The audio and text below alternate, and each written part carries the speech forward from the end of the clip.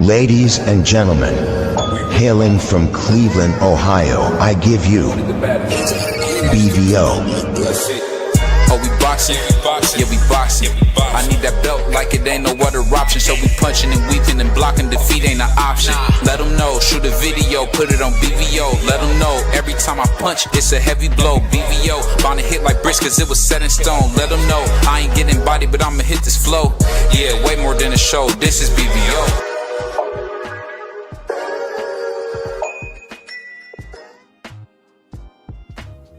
On behalf of BVO Sports TV, we would like to thank our sponsor, Raycon, makers of the Raycon Everyday Earbuds, the perfect model for premium sound with active noise cancellation to block out distractions and transparency mode to keep you aware of your surroundings. They are the ideal for your everyday needs. Just visit RayconGlobal.com. That's RayconGlobal.com and elevate your listening experience.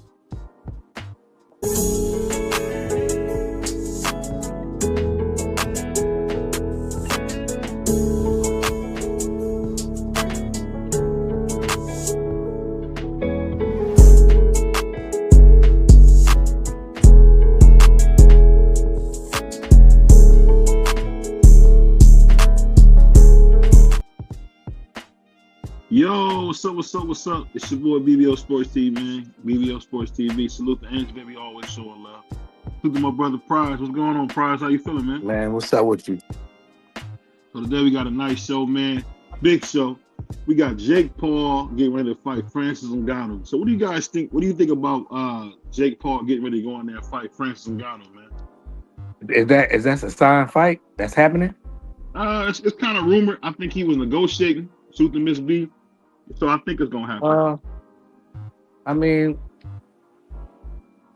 I guess it'll be okay. You know, Ngannou can crack though. You know, we seen him drop Fury, so you never know. But I mean, I don't know what they gonna fight, a heavyweight, I guess. But yeah, so most likely. Yeah, I mean, I wouldn't care about the fight, but you know, it probably will sell out though. You a hater, man. You just hate on brothers from Cleveland. You a hater, dog. I ain't hating. I'm just saying I don't care about that. I'd rather watch real boxing, bro. That's all. Jake Paul is real boxing. Jake Paul versus Ngannou is not real boxing. I ask you a question, man. Why do you hate your brother so much, man? Hey, who? Jake Paul. I don't necessarily hate him. I just because you hang with the blacks. I don't care about that. I don't think he's racist or nothing like that. I haven't heard him say anything crazy. If he has, then you know. No, he never has, man. Stop trying to do that. You see how you do that? I said I ain't never hear him say nothing. You know what I'm gonna call you, man? What was the dude's name? Wakunda. What did Lamont Sever call himself when he was playing African on the Teflon Sun episode? I'm gonna find it out. That's what I'm gonna start calling Wakunda. Whatever that was. That's you. You got that shit on right now. But all jokes aside, man, what do you think? Who you think will win that fight? I think Jake Paul knocks him out in 3, 4, 5 rounds. Probably 5 rounds. Yeah, I wouldn't be surprised that he would, because you know Ngannou is not an experienced boxer. He can fight though, like you know he ain't no. You know. Hold on, why you trying to? Why you hating again? He dropped Tyson Fury. The Tyson Fury is garbage. Millennial champion is garbage. When he get dropped by a wrestler, that's crazy. Wow. So you telling me the dude who got the hardest punch force in the sport of combat sport, that ain't no big deal? The same dude they had to pick up when AJ put him down, that guy? AJ going to the Hall of Fame. Man, regardless of that. I mean, that's why I say I don't care about that fight. I don't know who. I mean, Ngannou, it would be a little interesting. I ain't gonna lie. I would like to know the outcome of it, but if I be able to catch it and watch it, fine. If I don't and I forget about it, then oh well. See, the stuff you say sometimes, I be thinking you playing, but you be serious, man. You a real life hater. Like because on Jake Paul, like if it's a non-black, you ain't got no interest in it. I never seen that. I didn't really have too much interest in him in fighting Tank. So what's the difference? Why? Because it's stupid. Says who? That's me. See, I that's the don't want to problem see. with I never wanted to see that fight because I'd rather see Tank fight the real odds. like who? Shakur, Keyshawn, maybe Devin, since he was gonna go way up there and fight Jake Paul, so he clearly can make that weight. So that shouldn't Devin's be. too big, man. Stop this. Devin's too But big. Jake Paul ain't too big. No, Get out of here, BBL. that's what Tank said. What you talking about? You mad at me because of what Tank said? Tank is a weirdo. How? Because he black? Oh, because he just be doing dumb ish. Like what? Getting money, knocking people out? Man, that's because you get money don't mean you can't be corny. I know a lot of niggas that with money that's real corny. I be like, that nigga is just so lame. There ain't nothing you can do for him because the money can't help you. You was what you was before you got here, dog. You feel me? And that's just it. So you cool because you were Celine? No, I'm cool because I stay out the way. I'm cool. Shout out to Prize, always wearing the pretty shirt. What's that shirt called? Celine or Selena or something? Yeah, it was Yeah, when I seen it, he had a beautiful shirt on. It was like No, I made of didn't. silk or something. It was a beautiful shirt. That's cap. Go look at the picture. Pull the picture up. I was dressed with the right. Everybody else jeans and hoodie. No, I think he had on some Evisu jeans or something. I don't know. Hell no. he had on some Evisu joints. But all jokes aside, so what do you think about what you think happened? Do you think that because low ticket sales we didn't get that fight? Say that again. Because the ticket sales. Because we had low ticket sales, you don't think that's why we didn't get that fight?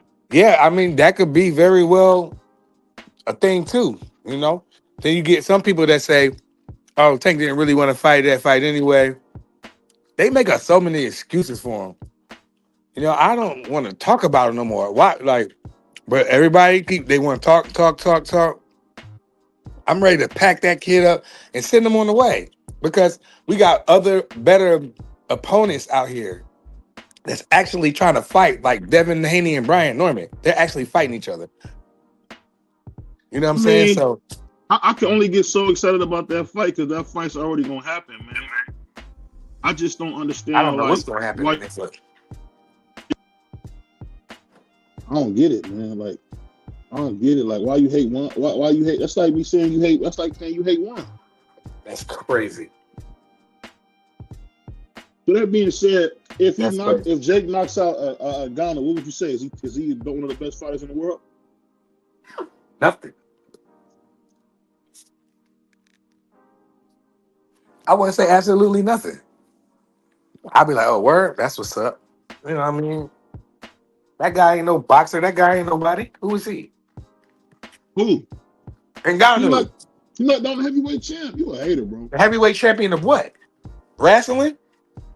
No. Tyson Fury. He dropped him? Yeah. Tyson Fury don't got no chin. We just see him get knocked out like a couple times by Wilder until they cheated, but He never got knocked out. man, he got knocked out by Wilder 2 times. Where were you at? He You did ain't not see the get fight? knocked out. Yeah, all right. But He got knocked down. I'm not surprised. Tyson Fury was a complete fat slob in that fight. He trained. He did not train. He ate and drank beer and eat food. And he was like, man, I'm going to whoop this bull because I'm a boxer. I'm more skilled than him. And he got clipped because the guy who does have power. Shout out to Juan. Juan say, I will fight. Give me 100,000. I'll fight Jake Paul tax free. I'll put like this, man. Well, he's selling cheeks then. You wild boy. $100,000. I ain't about to get slept in the coma and concussed for $100,000. What's wrong with y'all? Y'all niggas crazy. Yeah, I think Prize is eating a sub. Shout out to my man B3 said Prize is eating a sub. I think he is eating a sub. But I'm eating some Wingstop for real. Yeah, he don't respect the show. You know how he do, man. That's Ronaldo Ray. He eat, drink on the show. Shout out to him, man. That's not true. I just wanted to make sure it was the right flavor. He said, I'm selling cheeks. That's wild. That's I'm messing with you. I'm messing with you, Juan. That's nasty work. Juan I'll take $100,000. I don't want to get concussed for it, though. Only thing about Juan, I think he would try to steal the gloves. And sell them. Fight. Yeah. That's crazy. I'll say this, though. I said this all jokes aside, man. I think Jake Paul is a genius. I think this is going to be a good fight for him. You And think I they're hope that gonna he really get that done though? You think that's gonna be because all they just said didn't Ngannou was like, what did he say? You'll get what you asking for or something like that. I think B3 said it. Basically that was him. That's basically him asking for more money. So what did have Jake responded? I'm pretty sure he hasn't. He probably has. They're not gonna tell you right away when they All respond. right, that's cool. Then I mean, go ahead. Hell, All I'm saying, you a hater. I'm He's just a trying to big get. dude. I'm trying. Ngannou's a big Listen. dude, but See, I'm gonna say this: you the king of corny, the blacks. You the king of the black fan club where you hate all fighters that's not black. So I'm asking you, if we able to stop Ngannou, would that make us a top 10 fighter? no. Ngannou is 0-1. He's fighting a guy. If he do that, he's fighting a guy 0-1.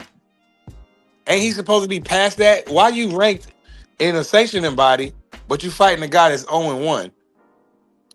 We wanted Anthony Joshua. If he was serious about what he was doing and he didn't want to do these wrestling matches, he would fight somebody. I think Jake should go knock out Deontay Wilder and get ranked. That's what I would. Deontay Wilder would obliterate Jake Paul. Maybe 5 years ago, not now. Wilder still would knock him out right now. No, he wouldn't. Wilder would get Jake Paul. Dead. Yo, BBO. Jake Paul is a novice. You do know that, right? Hold on. He didn't beat legend after legend. Nate Robinson, a basketball player, a wrestler. Tyrone Woodley, another wrestler. What's the dude? Ben Askren beat him. Who? Ben Askren was a champion. Man. The wrestler. There you go, man. He said lost to Fury, styled by AJ. Yeah, he lost to Fury, but he could have.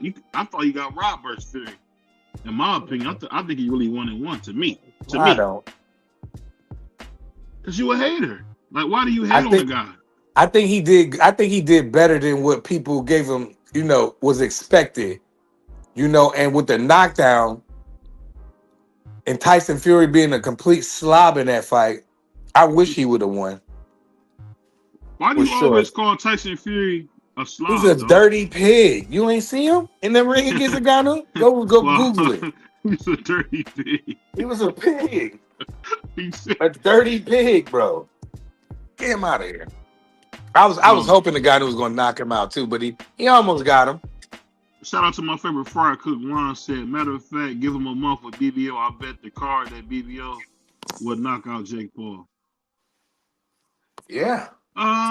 You pissed BBO off enough. The thing that's so funny about Juan, he a Puerto Rican, so he can't fight. So it wouldn't even be no that's big deal. Crazy. Puerto Ricans can fight. Name one Puerto Rican that can fight other than Miguel Cotto and Felix Trinidad. I said not Trinidad, and I said not Miguel Cotto. Every time you see a Puerto Rican, they get knocked out cold, sleep. And that's not true. That is crazy. True. That's just crazy. That's a fact. What's going on, Puerto Rican Free? How you feeling, man? Freezy. What's good? So we're talking about this brilliant fight. Hold on one second. We're talking about this brilliant fight where we got a chance to see He's brilliant. This brilliant fight that Jake Paul's about to have, because whatever happened, it seems like BBO's out of we're not getting a tank. Really, I'll be honest, we're not getting a tank fight for one reason. It had low ticket sales. They're getting too close to the fight for the ticket sales to be that low. And that's why the fight is canceled. It ain't about no allegations. They always choose when they want to be religious. There ain't about no allegations. The fight wasn't selling. So is that a bigger indictment on Jake Paul, or is that a big indictment on Tank Davis? Whose fault is it in your guys' opinion? You said, is it an indictment on Jake Paul? Or is it more of an indictment on Tank Davis that the fight didn't sell? I mean, it's an indictment on Javante for the fight getting canceled. I mean, he's the reason the fight's canceled. It has nothing to do with Jake Paul. Jake Paul didn't do anything wrong. Not to say that Tank Davis did anything wrong neither, but he's the reason that the fight is being canceled because of the allegations. But I mean, I don't mind the fight with Francis Ngannou. I'm right there with Prize. He shouldn't be ranked in the sanctioning body though. He hasn't fought anybody to be ranked in the sanctioning body. But Who talking about If Francis Jake Ngannou? Paul wants to get boxing fans, get some credit from me and a lot of No, free fell down the steps. Shout out Angie, baby. What up, fight man? Andre Ward and he beat Andre Ward, then you'll get a lot of credit. I mean, if he beat Andre Ward, he won't get no credit. Everybody will be sleep. What? Andre Ward is one of the most boring fighters in He history. ain't gonna get no credit from you, but he'll get credit from everybody else. That's not true. That's not true. He's one of the most boring fighters in boxing history, dog. That's Nobody likes to no, watch he's him. not. According to you, he's the most boring fighter. And I said in one of the boxing most. history. According to you, but not to everybody else. We heard Jim Lampley say he was boring, and who knows more than boxing than Jim Lampley? You're the only person that I've ever heard call. You never heard Andre Jim Ward. Lampley say that? You're the only person I have ever heard call Andre. Well, you Ward haven't heard every boring. person on the planet talk, so you missed it. You missed it. You are the only person I have ever heard call Andre Ward boring. Andre Ward is boring and he's dirty. So I mean, I wouldn't want to fight him if I'm Jake Paul. He might hit you in the nuts or something. Like I said, you're the only person I heard call him that. You in a fight, BBO, so you get hit low sometimes, you know. Well, he does it on purpose. I know you don't like to count it, but that's what he do. Jake Paul don't need to fight nobody. And Mike Tyson threw elbows, but we loved him. Hey, look, I'm gonna say this. You say Shakur Stevenson is boring as well, but when I didn't say his last fight. Hold up, let me finish saying what I'm saying. You said Shakur Stevenson is boring as well, but Williams Zepeda made that fight exciting. So if a fighter is boring, it's up to the other fighter to make it exciting. Because if you got two boring guys in there, then yes, the fight is boring. But if there's one boring guy and there's another exciting guy, the fight won't be boring. You got to fight. I think the funny thing about it was that was a cool fight because Shakur almost got stopped by Willie. But other than that one round that he almost stopped Shakur, it was a really good fight. It was a dominant performance in my opinion. I've never seen Shakur take punches like that. At one point, he was about to get stopped. Did I miss something? The baby said he's about to get knocked out. You didn't hear what she said? That's what the baby said. Baby say a lot of things. You think a baby would lie? Yeah, they just don't be knowing. Not that they're lying, they just don't know. The baby seen her dad about to get knocked out. The baby saw her dad off balance, and she probably a little baby troll in the making. Like when my daughter was 3 and 4, she used to do stuff to troll me.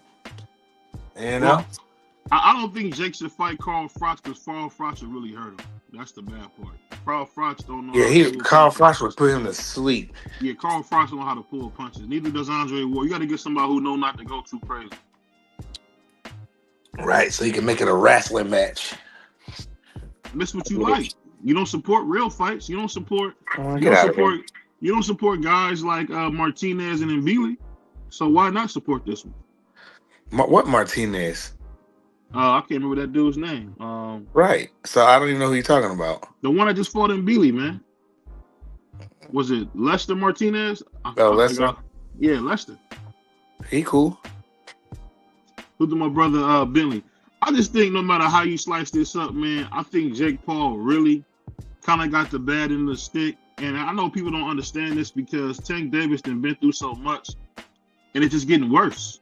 It's getting worse with Tank. I mean, I just don't know what you can do at this point. I mean, I'm not going to be like I heard some people trying to vilify him and say he's dumb and he's this and that, but he just ain't making good decisions, man. I think that's what's hurting him.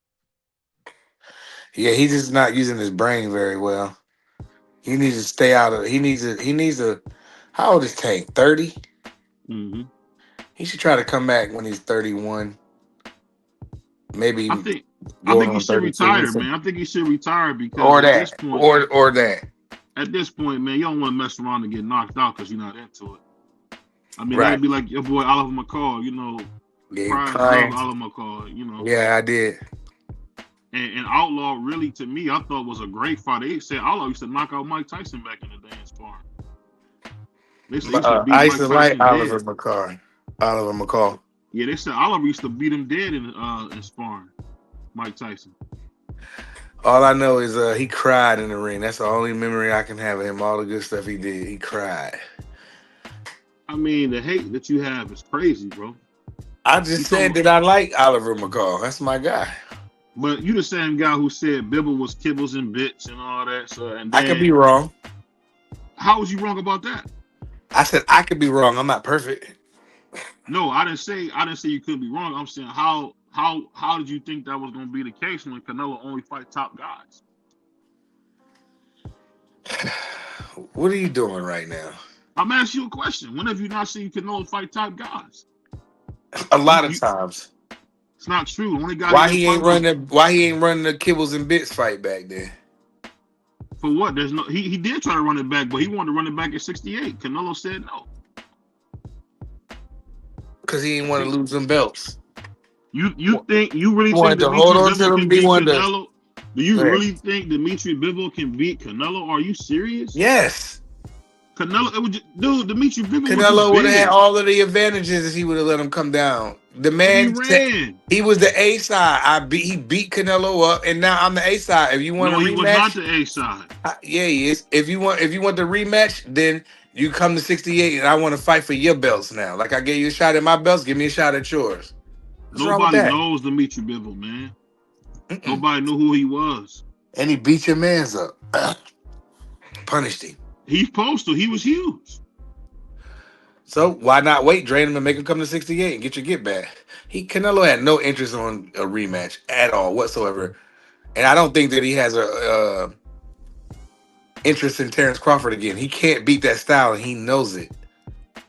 He doesn't like to fight fights. He can't. Once he knows that that you can beat him, he ain't trying to run it back. You don't think he can beat Bud Crawford? No, Terrence Crawford beat him 7 days a week, bro. 365 days a year. He like 40 years old, man. What you think, Free? Terrence is older. That's what I'm saying. He like 40 years old. He's not beating Canelo again. He had a lucky night. Y'all gonna Lucky night. Come on now. What That man fought a perfect fight. You said he had a lucky night. That's crazy. What would you say, Free, to see Bud Crawford fight Canelo with no Victor Consi? How you see that going down? Wow. So before Free get on, he'll come back. So you mean to tell me you think that You said if Canelo Snack fight out Bud of Crawford business? win? Go ahead, Free. You said if Canelo fight Bud Crawford in a rematch, will he win? Basically. My question. Nah. Huh? No, I don't think Canelo wins against Bud Crawford. But Bud Crawford don't have Victor Consi no more. Snack is not out of business just because the man passed away. I don't care nothing about Victor Consi. And or Snack don't do nothing anyway. I done seen I people don't get care about smoked. Victor Consi or Snack. What I'm talking about is the actual fight. Canelo Alvarez can't beat Bud Crawford. In that elusive style, he can't do it, bro. You see the Hold way on. that Bud jabbed Canelo's glove with his left hand to make a reaction, and Canelo tried to get his jab in, and Terrence turned a quick left hook on him. That was perfect. You gotta understand. But Canelo lost 3 fights. All 3 of the fighters that he lost to were boxers, and he arguably lost a 4th fight to Lara. So he lost 3 fights, and he arguably might have lost fight. another fight to Triple G in the first one. I had G winning because G jab was working that night. So I mean, Canelo Alvarez just can't beat that style of fighting. He can't do it. He can't do it, BBO. I just get over it. He can beat him. If Caleb Plant didn't have a gas tank issue, Caleb Plant would have beat him. I give him credit for that one. We stopped him. What are you talking about? We stopped him. Yes, he did, because Caleb Plant gassed out. He If impressed Caleb me. Plant didn't have a gas tank issue, he would have beat Canelo as well. So what happened when we go stop David Benavidez for the WBC title? What's going to happen when we do that? He ain't gonna fight that fight. He ducked that. I agree with you. He I think ducked, David dog. Benavidez ducked. He did. He took his ball with the 75 like a. But I think Canelo, and the crazy Not part about it sorry. is I really think Canelo can beat him too. Canelo I will thought he wash could. him. back Canelo- when it first was popping off, I was like, I think Canelo can get him. I thought Boy was still kind of green, but at this point, I mean, he'll beat Canelo up. But No, he when will the first not. when Who it is he first popped for? off, Who is he for? who? David Morrell. He fought Demetrius Nobody. Andrade. A prospect. Demetrius Andrade. Actually, Oh, Canelo does ancient Demetrius Andrade. Oh, now he's old. Demetrius Andrade is actually young. Hold on, let me say this real fast, BBO. Shout out to D Free, shout out to Pride, shout out to my boy BBO. Let me say this, bro. Do y'all remember when David Benavidez was begging the WBC to fight Canelo and they wouldn't let him? So Canelo said, "What does this dude bring to the fight besides the extra 25 pounds?" He never wanted to fight my guy. Never. That is such a lie, bro. You come in Bro, here you with can these- pull this you, up. You coming up You with can these pull this nigga lies, interview up. man. That's a He lie. said this. Oh my goodness gracious! You could- The I'm gonna man- tell you. hold I'm up. gonna tell you what happened. Let me tell you what happened real quick. What happened was your boy David is a drug addict and lost his belt, Here we go. and he And- lost and his pri- belt, and we and would prior- have got it. Yeah. And Oh. prior to that, BBO. he did not BBO, want to do BBO. anything, nothing to do with. He didn't want nothing to do with David Benavidez. That had nothing to do with it because Canelo wasn't fighting at that weight class when David Benavidez lost his to a recreational drug. Yes, he did. That's why we moved up. We moved up. No, he did As soon not. as that happened, we moved got up. the belt. No, hold up, BBO. But he got the Get your belt facts when- straight. No, Get get your your- facts straight. He get got your the belt facts when it was straight. vacant. Get It your was vacant when he No, fought. he didn't. You're done. No, You're done. no, They he put the did belt on not. the line. No, he did not. He got the belt when David Benavidez lost it on a scale because of COVID. Oh, the okay. facts. Okay, my bad. You're right. You're right. That was on the coat. My bad. And You right. and prior to that, he didn't want nothing to do with David Benavidez. As soon as that belt vacated, he ran over there to the WBC. And got that But belt. let me ask you this: you don't give Canelo credit. We wouldn't have won a WBO title at 175. Come on, I don't man. understand. I don't understand how y'all do that, man. Like Canelo is the best fighter we've seen since probably Oscar. But then when he went back Man, he up there, beat he up got a beat washed up. up dog abuser.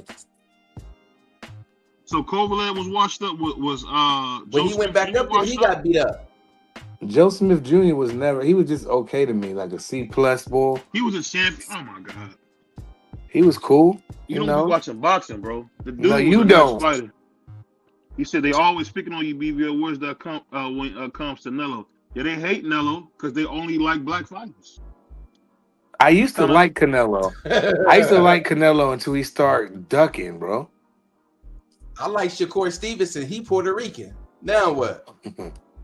Well, you just saying that to be convenient. You know that's the thing. You just like slick black niggas. Just say, hey, I only like the Wow. slick black niggas. Just say that. Like, Don't. Core Puerto Rican. That's crazy. Well, yeah, black. That man is a black man. What All are y'all I'll tell you doing? is this. All I'll tell you is this. The thing that's so funny about boxing, man, we get all these people talking about what happened with Tank, what happened with this guy, that guy. But you see Jake Paul about to fight one of the baddest dudes in combat sports, Francis Ngannou, the Nigerian Nightmare. The dude that was beating people dead. The dude that dropped the lineal champion, Tyson Fury. I mean, I think Jake Paul's proven that he's one of the best fighters in boxing, man. And he's one of the best promoters there is because this is going to be, I think him versus Ngannou is going to be even a bigger fight. Just think when he stopped Ngannou. Think about how big that is. That's a heck of a resume. Jake Paul can stop him. They said he You couldn't think stop. that Jake Paul can stop Ngannou? I think so. You don't? BBO. Now I understand. Now BBO, I understand. You know what I'm saying, that your brain is in the Caucasian side. It's like your skin is black, but you have a mind. Oh no, I'm Caucasian. No. That's what. Hold on, BBO, I didn't stop you, BBO. This is what I'm saying. When they say all folk ain't This kin is a sick Negro. all skin folk ain't kinfolk. That's you. You have black skin with a Caucasian mind, and that's okay. So if you think Hold that on. this man, You know This is a sick Negro. BBO, hold on, BBO. Let me rap, BBO. Go ahead. Okay. Now let me rap for a second. Now you think that this man who just went, I think he went what, 8 or 10 with Tyson Fury, and he dropped him. You think that he can last? You think that Jake Paul can do something with him? I think so. I mean, they thought he could do that with Anderson Silva. He beat him. I mean, I don't think people understand. People are not giving Jake his credit, man. He's about to fight Tank, one of the baddest dudes in the world. It was a cherry pick, but it still was a good fight. BBO, what did I tell you about fighting third graders? You a wild boy, man. What did I tell you about that, bro? I wouldn't compare. I wouldn't say Francis Ngannou, who went in there with Anthony Joshua, 2-time unified champion, as a third grader. No, I'm saying Jake Paul fighting Tank Davis, who had way more experience than him. I'm way bigger than him. I'm 200 pounds, brother.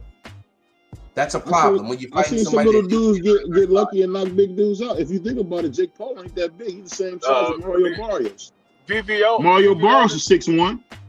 BVO is the type of guy to take credit for manhandling high school defensive linemen, even though right. Hey, you saw what I did with that All-Pro high school player?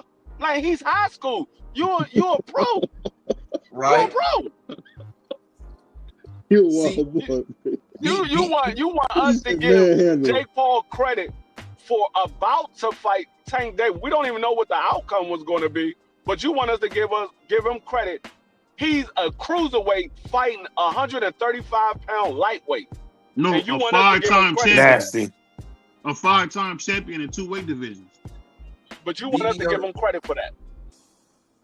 BBO, you know what I'm you want us to give him credit if he fight Francis Ngannou, who is 0-2 as a professional fighter. But you want us to give him credit for that.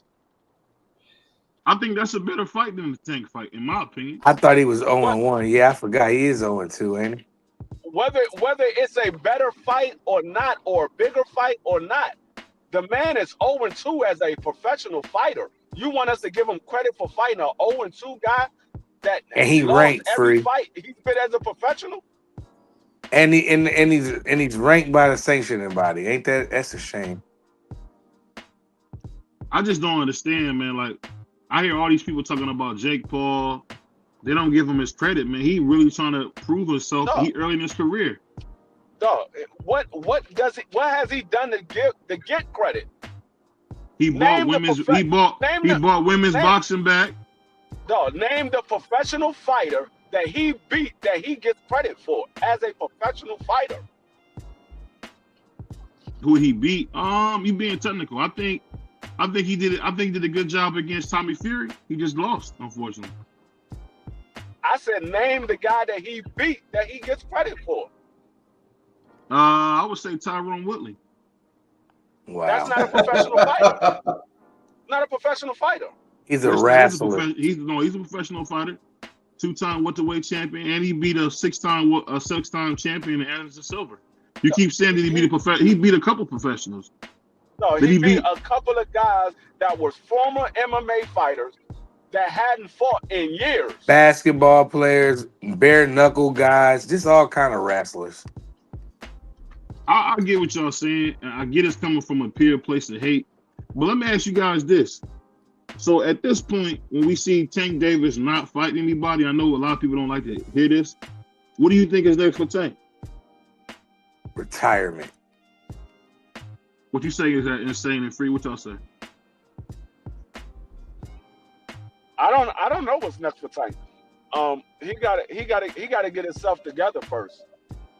He got to get himself together and stop getting caught up in these allegations. That's what's next for Tank. He got to get himself together and stop getting caught up in these allegations. Forget about trying to make the next big fight. Worry about picking the right people to be around, because obviously you picking the wrong people to be around. Whether it's your baby mother, whether it's an ex-girlfriend, it's somebody you trying to get with, whoever you picking to be around, you're not making the right decisions. I don't know if it's the type of female that you're dealing with. Maybe you might just need to be by yourself for a while. Just be by yourself. Maybe he don't like girls. Not deal with nobody. Here you go with that bullcrap. No, you don't like girls. Those guys, you doing up, man. I'll just say this, man. No matter how they play it, I think the thing with Tank is kind of disturbing is that he's really not looking to fix the issues that he's dealing with. That's the sad part. Because, I mean, I don't know. I honestly tell you this. I'm not going to sit here and vilify the dude. I know that's what people like to do is vilify him, talk crazy about him. I don't think he want to fight anymore. I think Insane rarely gets up here and tells the truth, but he actually said something truthful. I think the other day, the Tank don't want to fight no more. Then just go away, drop the WBA. Where they at? If he go away, boxing will suck, man. Because I'll be honest with you, no, it won't. Boxing really ain't been lit since Ryan Garcia got knocked out by Rolly. Man, you still got a bunch of good guys. Abdullah, you got Keyshawn and Shakur and Dev and Brian. Who don't talk. Keyshawn just tried to jump a man for beating his brother up. I mean, it's gonna be a while before we see him. Nah, I get what BBO's saying. You don't have that attention grabber as far as these guys in the sport of boxing. You have some guys that's good. But you have nobody that grabs the attention of the casuals. So I mean, because what the casuals what moves the sport. The casuals the one that buy the tickets, they buy the pay-per-view. So those are the ones that move the sport. So I understand what BBO's saying, but at the end of the day, that means that these promoters need to make the next star. You need to start putting these. They need to do their job in big fights to make them a star. If you keep or putting just, them in there with or guys just get in the ring. If you keep putting them in there with guys nobody knows, they never going to be a star. D-Free, I can't believe you sided with BBO on that. So let me go and acknowledge. I mean, put some knowledge down real fast on the panel, real quick. Boxing will be very much okay without Tank Davis because of young stars like, and I hate to say this, Ryan Garcia, Devin Haney, Shakur Stevenson, and things like that. Trust me, one thing that boxing know how to do is build its next star. And what it's going to be built on is, you guys know, the R word, you know what I'm saying, and the ism. You know what I'm saying? Put the R word in front of the ism. You know what I'm saying? So, you know, it's always going to be built behind that. And trust me, there's always some guy in England that they can stat pat and then make him the biggest star. I mean, look what they did to Lomachenko. Lomachenko wasn't even one fight out of his first fight and lost, and he still became a mega superstar. So thinking Tank Davis can hold the sport of boxing by itself is insanity. Even believing that he is holding the sport of boxing by itself, because he does nothing. He does nothing in the ring by not fighting any high level names. He pretty much just lost his last fight that they gave him a gift. Mm-hmm. There's so many young prospects out here. As far Abdullah Mason. The Abdullah Masons and his brothers. There's so many youngsters out here in the game. Antoine Russell. Antoine Russell. What's the guy named Jarrell Hick? You got Carmel Moten. Yeah, Carmel Moten. What's the guy named the coach was on here last night? His son? Jalil. Yeah, Jalil Hackett. You got Africa. You got guys that can actually hold the sport of boxing, and you have other races of guys that can hold the sport of boxing. You got Rolly out here beating up people. I just think they're not knocking nobody out. I agree with what y'all saying, but what BVO is talking about is that next big star. Because when Floyd left, you still had Manny Pacquiao around, you had Canelo Alvarez around, and then Tank Davis and Earl Spence was making their name. They was making their name. Right now, if Canelo and Tank Davis fall off the map, there is no real big star like that. Now they got good guys, they got upcoming stars, but there's no real big star in the sport of boxing right now after Canelo and Tank Davis. Well, they got a young man by the name of Devin "The Dream" Haney. He's one of the big names out there, and you know what I'm saying, he's proven he's one of the big names out there. But they pretty much H him. Start with the letter H, M was the M with E. And that's what's gonna get eyes and attention to the sport of boxing. I mean, when you talk about Devin Miles Haney, I don't think you understand. He's not doing a good job of being a villain. That's his problem. He don't know how to be a villain. As soon as he beat Lomachenko, he became the villain, and he's doing an excellent job because what he's been doing after that is winning and bragging about it. He's been beating your favorite fighters up, having your favorite fighters run, and he's bragging about it. So as long as when he made the comment of ain't no guy gonna beat me, ain't no Caucasian man gonna beat me, he was the villain there. And like I said, he's holding up his end of the bargain. He got that from Last time Bernard. a black fighter said that, he lost. He got knocked out the ring. Hey, but Right. Who was salute, that? man. I got one Alien? of B my, Hop.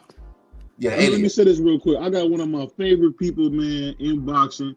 He's a hater of Emiliano Vargas and Canelo Alvarez, but good dude from probably one of the nicest cities in Ohio, Cincinnati. What's going on, Cam? How you feeling, bro?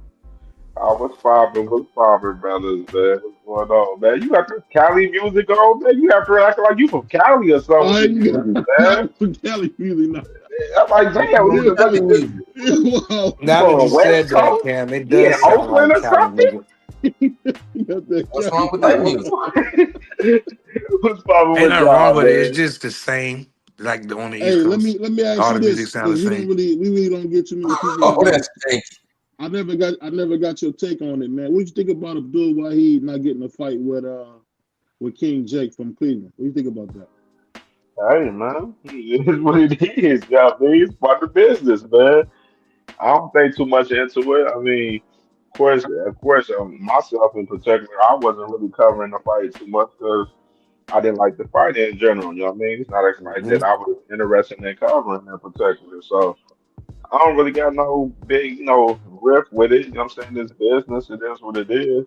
Hopefully Tank he handle his business for us, this whole little situation, and move on. You know what I'm saying? And get back to fighting some real fights. You know what I'm saying? That we want to see for sure. That's all I can say about it personally. So speaking of that, when you talk about fighting real fights, and you talk about Tank, do you think that when it came to and it's discussing how you don't cover my man Jake Paul, you from Ohio, you're not from a known city like Cleveland, but I can't believe y'all don't cover my man Jake Paul. Why is that? Jake Paul don't fight real fights. What? It's that simple. He I mean, we fights. cover like no check up. I cover J Paul for us what he do with the women and everything, and in particular fights and stuff. But I don't. It's not about to be like we giving a breakdown to Jake Paul fighting Nate Robinson now. Like, you know what I'm saying? We ain't like who doing He that? go. Like, come He go. on. Hold on. You talking about the dunk contest legend? Come on, bro. Yeah. You Like gotta we get ain't this giving dude. breakdowns with Jake Paul and Anderson Silva and shit like that. Like nobody ain't doing shit like that. Let me ask you this though. Let me ask you this. So when you talk about a guy like, and this is funny, Prize, you prize. Let me ask Prize. You doing a breakdown of that fight? of course. No, nah, well, Jake Paul and Anderson Silva? You I can't ask mean, Prize if that. Prize is a BVO set racist. it up, if BVO set the live up, I wouldn't want to do it. But No. Prize is a racist. If you're not black, you don't really want to see the fight. there you go. I didn't want to see the fight, but Like if BBO, BVO, you gotta if he did a understand why live would and you run stuff, that content? What's the point of running that content? Just imagine what would have happened if Jake Paul, the underdog, who was biting a guy who was a plus 159 favorite and Tank Davis. We would have knocked Tank Davis out cold. That would have been so unexpected. Who you think Jake Paul gonna fight now? Francis Ngannou, one of the baddest men in combat sports. So you think he gonna fight Francis Ngannou December 14th? Yeah, I think hey, he's gonna stop him too. and you know what? You think he gonna He stop should lose Francis? his ranking for doing that. And keep in mind, Nick, Yeah, this, we well, how called y'all out feel about AJ. that? I mean, because the thing is, why isn't he trying to pick somebody in the cruiserweight division and use his ranking, to what he got going on? Like, why isn't he doing that? Why is he trying to pick a marquee ass name matchup and shit right now? That's what I'm saying. So it's no point. Like he he should be stripped of his rank. Basically, I don't even know what to say because you're fighting the man. Okay, let's just say he did fight BVO man and Ngannou. So you mean to tell me you ranked in the sanctioning body? Your next fight is a guy that's 0-2, unless they call it an exhibition. But knowing Jake Paul, he'll want that on his box rack. I just don't know, man. I just gotta say this. Him fighting in Francis Ngannou, that makes up for what that makes up for him not getting that Tank fight, because I think that fight would have been big, him and Tank. I really do. I don't know what happened, but I think that fight with him and Tank would have been a really nice fight. You know what happened? Netflix said no. No, it was because of the ticket sales, man. They wasn't selling no tickets. And I was gonna ask you, Cam, while we here, is that an indication that Tank is actually falling from being a superstar now? Is he falling off? No. Nobody wasn't really interested really much in the fight. That's all you can say. They wanted to see. It shows that the fan bases wanted to see Tank fight somebody better than that. Pretty much. So you think him fighting a guy like Lamont Roach, who nobody even really knew that well, who lost to our great American hero Jamel Herring, was a good fight?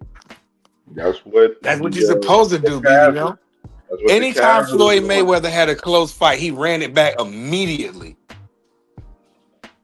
So why Tank don't got that mentality to it's like, you know what? Y'all thought I lost? I went down, I got grease in my eye. You know what I'm saying? I ain't go down. Oh, y'all thought I lost? Oh, all right. Run it back. No, he don't got that. I'll fight Jake Paul next. I'll tell you like this. I think when it comes to I'll say this. When it comes, I was about to say something crazy. Go ahead, my bad. And I'll ask you this, insane. When it comes to Tank, you think if he would have fought the guys everybody been screaming for him to fight, he would be in the same situation? What do you think? No, because he would have lost to guys like Devin Haney and Shakur Stevensons and guys at a higher level with higher boxing IQs. Tank Davis knew his position and he stayed in his lane like he was supposed to be. We knew that guy was scary. We knew the man didn't want to lose. We knew the guy didn't want to step in there with real competition in the middle of his career. And it just is what it is, man. So let him keep fighting the guys that he's been fighting. Let him get his money. Let him lead the sport. And let him, it is what it is. And take your you don't think Tank would take stop your Devin? light-skinned fanboys with you. You don't think Tank would stop Devin? I seen a sparring where Devin was putting hands on Tank, bro, and they could have fought. It wasn't you didn't see Tank putting hands on. You didn't see when he got drunk in the ring when Tank was hitting him. Okay, here, let me go and break this down real fast, BBO, because now you're gonna bring out my boxing knowledge real fast, and I didn't want to do this, BBO. You talking about? Hold on, let me say this before you go. Before you go, this is a fight where we was giving a young kid nobody knew an opportunity to get in the ring with a guy who was pretty decent. I thought Tank beat the hell out of him in that fight. Okay, cool. So Devin Haney beat on that man for a good 25 minutes in that sparring. But let me back out of that for a second. Ain't no way that you the best in the weight class and you let somebody else get undisputed. Ain't no way that a guy can come to the WBA and say, hey, I'm the WBA super, he the WBA regular. We're gonna eliminate both the belts, make me his mandatory. Because the WBA super don't have a mandatory, but the WBA regular does. Devin says, make me his mandatory so we can fight. Tank Davis and Leonard Ellaby said, we're not nobody's mandatory. And if you try to make us fight anybody, we're just going to relinquish your belt. So, which shows Tank Davis never wanted to fight, unless your name was Garcia or whatever his baby mama name is, or whatever that chick name is from the club. Man, and when you bring up another fighter name that he's supposed to fight, he acts like a girly boy. Kim, tell me this. You know it, BBO. Now you know I'm not the biggest. I thought you didn't like niggas with dangly earrings. I don't. But let me ask you this, Cam. Can we? And I want you to be real, because Cam cover more than just boxing. Do people really think that Devin Haney can beat Tank in a real fight? What'd you say to that, Cam? Only the Devin Haney fans. I think Devin. I honestly think Tank and Devin should fight at one. Only the Devin Haney Jesus walk worshipers. Well, so you say worshipers. What do you mean when you say that? Y'all say Devin Haney, y'all black Jesus. Who said that? You. A lot of the Haney fans, a lot of y'all say he black Jesus. Y'all say he water walker. I thought you said you like Devin Haney. What happened? You can't like them both like I do? I mean, all right, but I ain't calling him no damn black Jesus. Hold on. I heard you call Tank the best fighter in boxing before. I'll say he's one of them. I ain't never said he was the best. You I like a lot of fighters. I like David Benavidez. I like Abdullah Mason. I like several fighters. I like the fight that's happening this Saturday. What you think about the fight happening this Saturday with Virgil Ortiz? I'm excited. I'm excited for that one, Killer Cam. Great think fight. And we got a fight, and we got Ohio's own fighting Friday on ProBox TV. Tiger Johnson fighting Yeah, Nicholas Flash. Why I'm we ain't glad you talking about these reminded me of fights? that. because you know, You talking about shit like that I ain't know going Tiger. on. You We know, got like I 2 know. fights this weekend. Friday, ProBox TV, Nicholas Flash, Tiger Johnson. Hmm. Saturday, Virgil Ortiz and Erickson Lubin. Who Why else we on ain't that talking about card? this? Who on that Lubin card? Nobody. You got Darius Foldham on the card. It's You nothing got but young Joshua guys. Edwards, the young heavyweight, you know what I mean? Prospect that's on Golden Boy. He on the card. You know what I mean? Hmm. Got some motion on there. I'm, Amari I'm excited for fight that on the fight. I'm card. actually going to stop whatever I'm doing and make sure I'll be able to tap in at least for that main event. Yeah, That Can I Amari say Tyson one Jones. pick thing real that fast? Amari that Jones on the card as well. Can I say one thing real quick? Just one go ahead. thing. I would like to bring up the fact because my man said something about calling him Black Jesus and things like that, but I'm just gonna put on another point. Uh, all the Tank Davis D riders and all the Tank Davis sympathizers said that Devin was too big for him. How small Tank is, how Tank can still make 126 and things like that. Yet he can go up to fight a cruiserweight and nobody has a problem with it. But he wouldn't fight Devin Haney. But he went up and fought Mario Barrios at 140, but he wouldn't go fight Devin Haney. So with the two big jargons. So I'm gonna just leave that right there. And as far as walking on water, yeah, all right, that's smooth. You Water Walker, what the RZA used to say back in the day. I'll say this. Hey, salute to my man Varnell here. I'm gonna bring Varnell in once. I gotta play his drop. But I get what you're saying though, Ken. I just think that if you think about it, when you talk about Tank, man, he's just one of them guys, man. It's hard not to talk about him because I'm gonna be honest with you. I seen Tiger Johnson up close. He's not that guy, bro. He's not that guy. He get hit too much, and he You don't don't think he have gonna any beat crack. Nicholas Flash? He gonna beat him, but I'm just saying if you kind of project him as a pro, he's not that good. He gonna get his head knocked off by what's that dude Quincy that fight for Danny Garcia's camp? You seen Quincy? What's Quincy's last name? Did he fight on Danny's card? Did it just happen? He just missed it because him and David Carr was too young. They both I think David is 18. So they didn't let no Devin is 16 and Quincy is 18. They didn't let Quincy's 22. I don't know what happened. I think Quincy couldn't get him. I don't know what happened. I don't want to say nothing wrong because I couldn't. But I know Quincy's supposed to be on that. Are you talking about the boy from Philly? Yeah, Quincy Williams. Quincy Williams. Yeah, the welterweight. Quincy will stop Tiger Johnson, bro. That'd be a good fight, actually. And I say that because Tiger Johnson get hit way too much. What you think about Albert Bill, man? Albert Bill, man. Hey, he nice. That's another. But see what's going on. You know, Albert Bill, he ain't been. A lot of people been, you know, what I'm saying, running around from Albert Bill from 130 to 135. A lot of people ain't been choosing to fight him. That's why he got dropped from top right.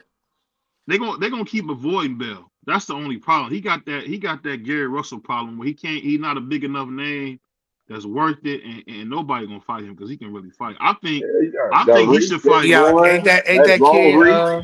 At 135. Isn't that kid? Ain't he from out Ohio somewhere? Yeah, he's from Toledo. Yeah, he's from Toledo. Yeah, Toledo. Yeah.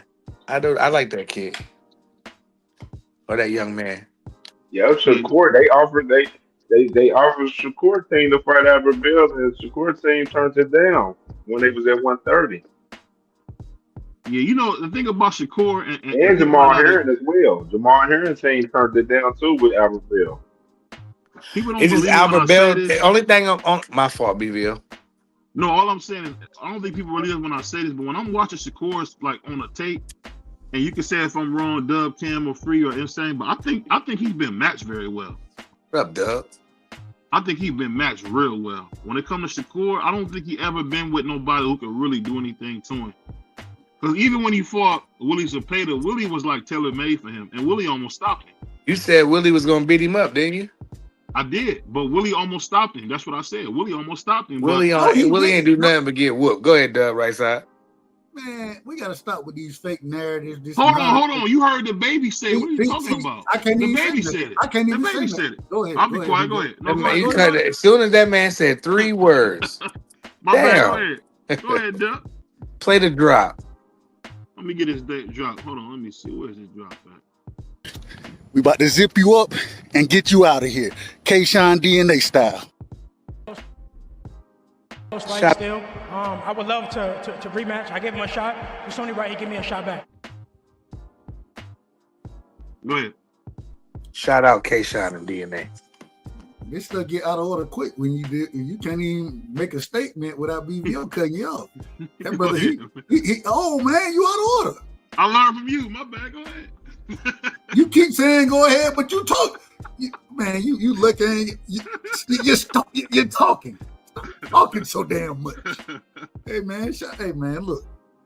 You out of order, man. You got up here and you sat there and said that Willie Zepeda was for to put hands on Shakur Stevenson. That's what you said. And then when we watched everything but that happen, now all of a sudden, because a baby said something, when we all seen that, hell, it wasn't even a clean punch landed like that. The man slipped. Now you want to say, oh, he almost got knocked. He almost got stopped. Well, guess what? He didn't get stopped, and he ended up beating the dog poo-poo. This is a family show. He ended up beating the dog crap out of Willie Zepeda. And you still don't get a man credit. It's ridiculous what you do, man. Some of this stuff done got outrageous, man. I don't even know how to have a conversation no more. Go ahead. Oh, yeah, shit, it don't matter what I say. I just think he was matched up real well. What about you? What about you, Kim? You think Shakur Sanchez was matched up real well? I think Sanchez can fight. He can. I mean, that Shakur can definitely fight for sure, but he's definitely been matched up very well. I mean, a lot of these fighters been matched up very well. You know what I'm saying? When you look at it, you look at a lot of their resumes for sure, especially the guys from Top Rank. Definitely, but Shakur. But that's why you got what they call matchmakers. Yeah, absolutely. That's what it's for. They're trying to build these guys into superstars and make money off of these guys. But unfortunately, some of these guys will go into superstars to make money off of them. But the hypocrisy of an individual like BBO sitting there going out saying that Willie Zepeda finna beat the dog crap. He finna stop Shakur. Shakur Sanchez might get stopped this fight. I didn't say this. He said that BBO.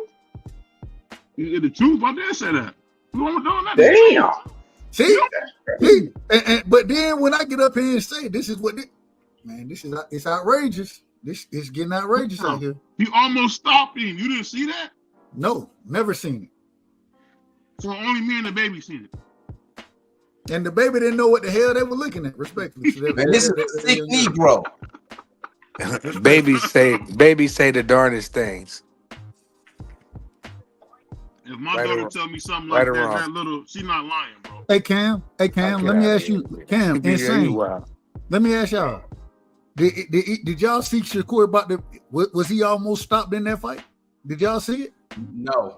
And I mean, he had the part where he hit him against the ropes and everything. But he wasn't hurt to where like it was in danger where he was stopping none of that though for that particular sequence. It's a yes or no question. Did you see the man almost get stopped or not?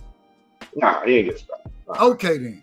That's all I'm saying. The man is creating stories that ain't never happened. We gotta stop this nonsense. We gotta stop it. Go ahead. BBO, what was the question for I apologize for being out of order. I'm out of order right now. No, you got it, man. Well, real quick, what was the question? I heard you talking about Devin and Salute Crash and Tank. You know what I'm saying? I think Cam said something to the effect that only Devin fans would say that Devin could beat Tank. I believe that's what he said. Correct me if I'm wrong, Cam. Yes. Well, you out of order. And that's the reason you out of order is the reason that Tank ducked Devin because he didn't want to smoke with him. He didn't want to fight. The same reason he ducked Shakur Stevenson. He didn't want to smoke. Hell, he can't. He ain't getting the money now because he putting. I don't know. I don't want to put that on his name. I don't know exactly what's going on with that whole situation. Low ticket sales was going on. Low ticket sales. Say it again. I said, don't worry about it. The police report put it on his name. It ain't his first time. Whoa. Insane. What are you doing? What are you doing? All he said was police report. Why you gotta cut everybody off? I'm just wondering what this man talking about police reports for. Jesus Christ. He was talking about a man public record. That's public. That's public record, right? Wow. Man, That's like I can go on a sidewalk and record the bank, and the cops can come if they want. I'm just recording video on a public sidewalk. There's nothing you can do. all I say, I could tell my man inside was a 50-50 yard, man. Jesus Christ. Hold on, man. Wait a minute. Hold on, Dub. Hold on, Dub. Hold on, Dub. Let me stand up for my honor. Let me stand up for my honor. Bro, I don't even know what a 50-50 yard is because they didn't have that when I was in opinion. They didn't have that. So that's new. But go ahead, though. My bad, Dub. No, you good. The right side. I don't understand this. It's saying crazy. We going all the way out the way to defend the guy that. All right, I don't, like I said, I don't know what I ain't seen the if it's saying says the police record. I don't know. I'm just telling you, I don't know. I hadn't looked it up. Really don't care. All I'm saying is the man, he found a way for the quote unquote most lucrative fight that he gonna have for it not to happen. And that's on tape. So I mean, what y'all want, man? And then the crazy thing about it is if he would have fought Devin and Shakur. You know what I'm saying? If he as good as what y'all saying he is, he could have fought both of them guys and made the same amount of money. Yep. Turkey, he could have commanded north of 20 to 30 more $1 million for them fights. I'm just saying. So I don't understand all this, man. Well, and y'all, we need to stop defending nonsense in the black community, man. We need to stop this. This is ridiculous. I honestly, when I think about these fights this weekend, I'm just wondering, will my man Virgil? Why you changing? Why are you changing the subject? I'm not changing the subject. I'm just asking the question. When I think about my man Virgil Ortiz, will he get credit if he beat Duck Ennis? Did he just change the subject, y'all? No, I just asked you about Duck Ennis and Virgil Ortiz. What'd you say about that, Ken? And Duck? Who is Duck Ennis? The kid from Philly. Oh, my bad, Jerron Ennis. We don't know nobody out here in Philly. And T.O. From Duck. Talking about the same Jerron Ennis that dug T.O. and Devin Haney for his largest paydays. That Duck? Yeah, that guy. Yeah, that dude was a Duck. Right? Yeah. Somebody said I'm out of order. Dub got to say that's Dub thing. He know I'm not. Doug Ennis is nasty word. This thing got crazy up there. This thing got crazy. Nasty word. And see, that's why I wanted Cam to be on the show, because one thing about Cam always had me come. He never come play away games. You know, he like damn, he have to only be at home. That's crazy. Man, shout out to Crush the Legend, man. Shout out to Dank Father. Shout out to Angie, baby, my sister in the building. Shout out to Mr. Shelton. Who is that? Des. I can't say the brother name. I'm gonna mess it up. Shout out to Piro. Go ahead. Y'all go ahead. I don't know. Shout out to the Dodgers for winning the World Series. Shout out to the Dodgers, man. Well, they bought another World Series, man. Shout out to the Giants, man. We got it next year. The Giants? How you a Giants fan? You from Cleveland? Barry Bonds. Barry Bonds. Oh, so same way as a bunch of people from hold on, the same way as a bunch of Cowboy fans out here in Philadelphia that never been to Texas in their life. Hold on. So you like the Victor Conte cheating with Barry Bonds? You like that? You like drug test? Here we go. He never failed a drug test. Here you go with that propaganda. Hey, the same way you bring up Bud, Devin, when you bring all these guys up, they ain't never failed no drug test. But you still bring them up. All I said you still bring them up. Cam, does the snipe program work? Here we go. Hey. Here we go. They say it do. Look like it do to me. Hey man, look how big. When BVO, I'm gonna have to bring my golf clubs when I meet your ass, man. We gotta kneecap him, we gotta kneecap him, man. That'll be real cool if you get hit in the back with a steel pipe, man. That'll be real cool, man. But I'll say this. I wonder what's gonna happen. I want to ask you this, Cam. This is one thing I want to ask you. Why did Tank come out and say he's glad that Victor Conte passed away? Yeah, what? Why why did Tank come out and say he's glad that Victor Conte won't be in boxing anymore? Because people don't believe in Victor Conte for a snack and all of that shit. They think Victor Conte is a cheater, bro. That's the obvious. Balco, all the people he just snitched on, Marion Jones, all of them. You gotta read the room with it. But what did Tank say that? I never. He said it on X. He said it on his IG story. Oh, was it IG? Okay, I thought it was on X. But see, he said that, but he won't talk about his next fight. I wonder what's going on with that dude. But he ain't got no next fight. He can't talk about no fight. He got a whole legal situation going on with a civil lawsuit. I think that is for like $50,000. I would just pay her that. I ain't gonna lie. Yeah. But the fight is canceled, ain't it? That fight is canceled, ain't it? Yeah, that fight is canceled right now. Yeah. So he don't have a next fight. He got a civil lawsuit right now that he got to handle. For $50,000, that's nothing. You probably got that, Kim. Kim got that in his pocket right now. I'm just saying the judge, a civil lawsuit, no criminal charges. It's been a whole week now. I'm just saying, it's a civil lawsuit.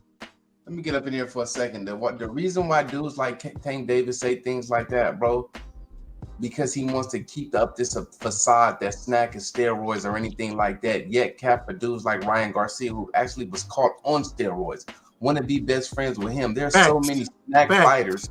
There's so many snack fighters in boxing, bro, that they don't bring up. You know what I'm saying? But the main ones, he finds himself getting into it with him. Who? Clarissa Shields, Bud Crawford, Devin Haney.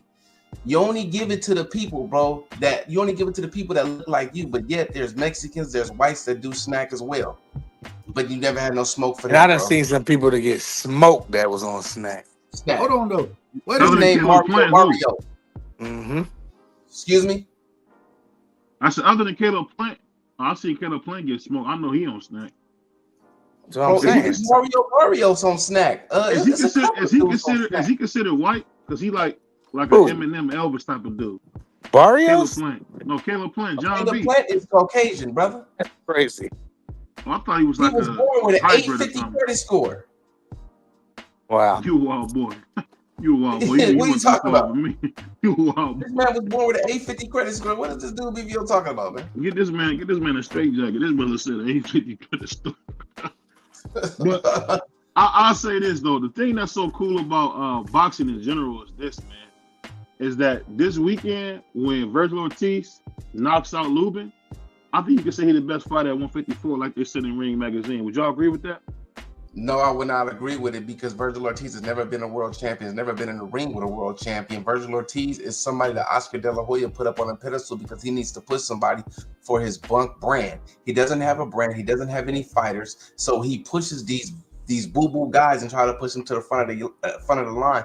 And when you got the media, when you got the eyes of the camera and you got social media, of course you're gonna put your guy out there over others. But facts still remain: the man has never been a world champion. The man has never been in the ring with a world champion or beat a top opponent. So no, he's not. Facts. He done fought 3 top 10 guys in 154. What are you talking about in a row? No, hold on. Wait a minute. Hold on. The video, address what the man said. You said he top 3 guys. Has the man been a world champion? Yes or no? No, he ain't been a world champion. He been a disappointment in that area. I've been saying that. So what did it say? Was he lying? He was telling half truth though. What was the half truth? What was the half truth? That Virgil wasn't ready yet. He had to get better. That's just part of it. That's what they were the ones who asked for 48 months. His team did. I never said that. Now, well, we got Garcia. But we got to address what BVO is saying. So I'm not saying you said it. I'm saying that Virgil Ortiz's team is the one that said we need 48 months to fight Boots. Am I lying about that? So if no, you are not. So answer the question first. Am I lying about it? I didn't say you were lying, but I said if we stop him, if we stop Duck Ennis, you gonna give us credit? Who is we, and what is the half truth that you speaking on? The half truth was that he tried to make it seem that he said Oscar De La Hoya don't got no name. Everybody know the Golden Boy. Everybody know the Golden Boy. The whole world know the Golden Boy. I said his roster. His roster, he has no names over there. Oh, okay, my brother, you said he has put out there Blair the Flair? He put out there Blair Cobb? Blair Cobb was with Don King now. Well, who you gonna put out there? Cheating Ryan Garcia? Who you gonna put out there with a name? Can somebody hit me with the thing that this man's out of order, please? You out of order? You can't use a live one, Doug. No, Doug, you can't do a live one. You out of order. Doug gonna try to do a live one. You crazy, man. This is a sick Negro. All I can say is this. Man, eat a dick, bitch. How about that? Oh, yeah, there it goes. That's the good one. I usually don't play that, but that's all I wouldn't. That's crazy. That's not a good one. Hey, Des 215. You already know everywhere I go, I cook, bro. I leave it burnt down when I leave. I'm gonna take them all. I'm gonna lay them all down. I'm waiting for this dude right here, Cam J Network, to say something. I'm ready to cook him. He's talking crazy. I'm itching for him to say something. Crazy. Cam up there defended Tank, man. That's why I wanted my man. Who are to you? talk about Tank. Who are you? Who are you? Don't worry about it. You'll find out real soon. He's joking, man. He's joking, man. I probably won't never know. He ain't joking. He dead serious. He probably said he dead ass about it. Dead ass serious. I ain't gonna lie though, man. Shout out to Ken, because Ken was one of the first guys that ever called me a raccoon on live. So shout out to Ken, man. That's my guy. That's crazy. My guy, man. Hold on, you said he the first person that called you a coon? Yeah, first guy ever called me a raccoon on live was Ken J. Hold on, and you saying so raccoon? They call you a coon? That's crazy. No, I'm messing around. You know I ain't call you that, bro. Come on, bro. Don't feed into that. But I'm just asking y'all, man, because I don't think y'all give to my man, Coach Bernard. What's going on, man? What up, Coach? What's going on? What's going on, good people? What's going on, good people? So what's your Coach B? And you, BBO. What's going on, good people? How your evening going, Coach? Hey, Coach, what'd you say? Hey, shout out to the good Chillaxing. Hey, Coach, what you say? Shout out to man, the good people. Hey, I'm about to get up out of here, man. I'm gonna holler at y'all fellas, man. I appreciate you, Cam. Talk to you soon, man. Nah, man. I ain't never doing no relaxing. Me and God made an agreement a long time ago. Every time he breathed the breath of life in me, and I'm a healthy, able-bodied man, I'm gonna work hard to make that day good, but the next day better. Indeed. I just want to be a better person than I was yesterday. That's right. Let me ask you, let me ask you this, Coach. I didn't mean to run your pod no way. No, you a wild boy, man. But let me ask you this, Coach. What do you think about this verse? What you think about this Virgil Ortiz versus Lubin fight? Because I know you're familiar with Lubin. What you think about that fight? I think it's a good fight, but Lubin my guy.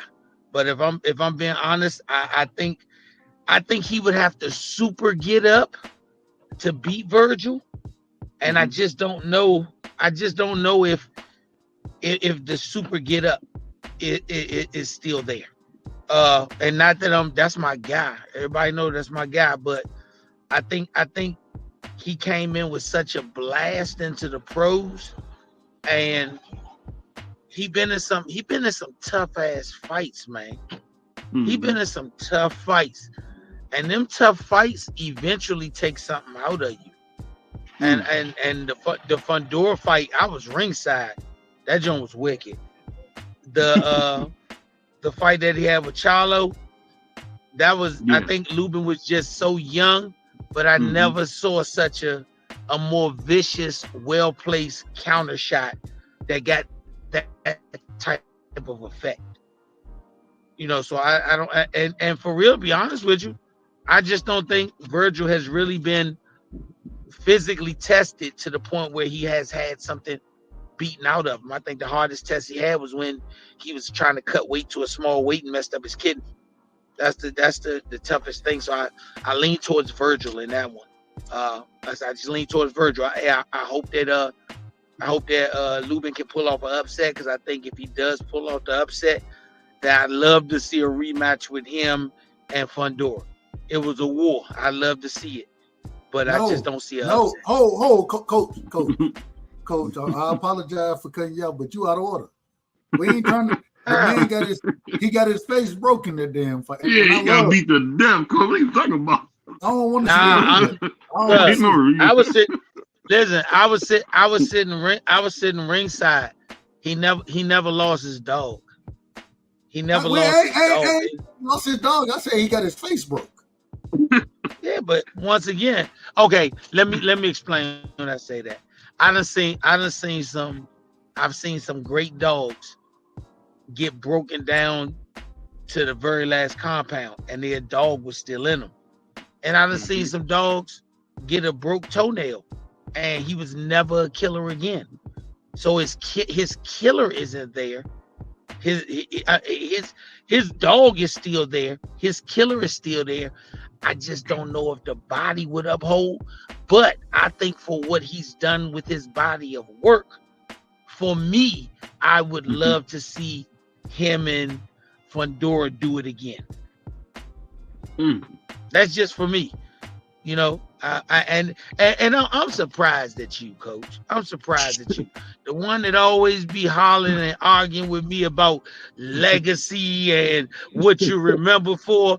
Man, I thought you'd be the one that's saying, man, I don't want that man to say he's remembered for getting his face broke when he could have an opportunity to be remembered for the one that came back and beat Fundora. That ain't you out of order. You out of order. You out of order for inconsistency. No. You out of order for inconsistency. Wait a minute. All right, if you want to call me inconsistent, I ain't got no problem with it. What I'm trying to tell you is what I seen happen in that first fight against Fundora and Lubin. That first fight, man, the man ain't gonna have. He ain't got no chance to win the motherfucker. He ain't got no chance. Excuse my language. I apologize. Nah, don't excuse your language. Excuse your thought pattern. Man, come on, you out of now you man. You've been telling me for the longest time. Oh man, for your legacy, you got if Tank got to fight Devin and Shakur for you to say his legacy, then why Ericks and Lubin don't got to be able to get the chance to avenge that loss if he beats Virgil Ortiz for his legacy? That ain't what I said. What I said is what I said is that nigga don't need to be fighting Lubin. Lubin don't need to be fighting Fundora anytime soon. That's what I'm saying. You don't need to be drinking beer on Friday for people do it. I got you, Coach. Come on, man. If we hold on. I'm gonna take that one on the chin. You wrong. You wrong now. You wrong. Then I'm asking you, why is it legacy? But it's okay. Why is it legacy? Why is it legacy for some, but it's not legacy for others? It is. Hold on. What I never said it wasn't legacy, but in this situation, in this situation, when we done already seen that fight play out, right? And the man got some of the most brutal damage, and maybe I'm biased because I'm like you. I'm a fan of the Hammer. I'm a fan of the brother. You know what I'm saying? So maybe I'm biased about it, but I would much rather see him in other championship fights at 47 before he go back and face Fundora. I seen what happened in the Fundora fight. I seen it, and because I seen it, I don't want to see that brother. Hey, if that's your last, because I think the same thing gonna happen. I'm just telling you the truth. I think the same. I don't think he beats Fundora. I don't think he can. Me personally. But listen. So because let me finish. And so because I don't believe that, go find a different route to the championships, to the belts, become a champion at 54 or whatever. But I don't think he beats Fundora. I would have preferred to see this man fight Bakram than Fundora. I would prefer to see to watch him fight. And once again, I'm biased, but go ahead, Coach. I'm finna hear. I'm about to hear some nonsense. I know I'm finna hear some nonsense. Hey, I ain't trying to go ahead, Coach. The man for the second time is climbing Mount WBC. When you get to the top of Mount WBC, you got to face the man at the top of Mount WBC. If he knocks Virgil off, he's one step away from the crown. He's the interim WBC champion. So Agreed. there is We no agree. other champion for him to fight except for Fundora. He's worked his way back to it, so you gotta give it to him. And that's what I want to see. And I didn't look at it, and I always say you smarter than I am. You know boxing way more than I ever know boxing. So if we're speaking on the route that he's taking, we agree. We do agree. Well, can I say this? Can I say this? This is what Virgil does, man. I really bury motherfuckers. What? Hold on, Man, look, man, don't respond to him. If you don't respond, he'll stop. If you ignore him like your 6-year-old in the mall asking for another game, he'll follow you. He'll stop. This is a sick Negro. This man just said. He just said to me, bro. Well, you are horrible. You are. I really bury motherfuckers. You are horrible as a person. You are horrible as a person. You are terrible, man. Man, you are horrible. You are horrible, man.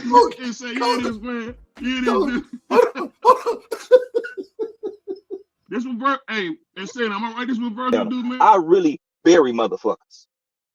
That's what he do. That's what he do, man. You horrible, man. You are horrible. No joke, man. I really, you are horrible as a person. Coach, you see why I have to argue? You see why I argue the way I do? Because this is stuff you got to deal with, man. God damn, man. The man just, oh man, that's what Virgil do. Let me tell you something. The man and his team and his promotional situation have put him in position to get a Fundora rematch. If he beats Virgil, then the only person I want to see him fight is Fundora. The same as if Virgil beats him, I don't want to see Boots and Virgil do a unification of the interim titles. Who in the hell does that anyway? I'm the unified interim champion. Man, cut it out. Hold on. I believe at 6 day at one point in time they had an undisputed interim champion. Man, I said, how you become undisputed with the interim champion? That's what they did to David Benavidez, man. The undisputed interim. That's a new goal to shoot for because boxing to take anything. I'm shooting for four interim championships. The undisputed interim champion. Yeah. The unified interim, man. This is outrageous, man. This so once again, who wants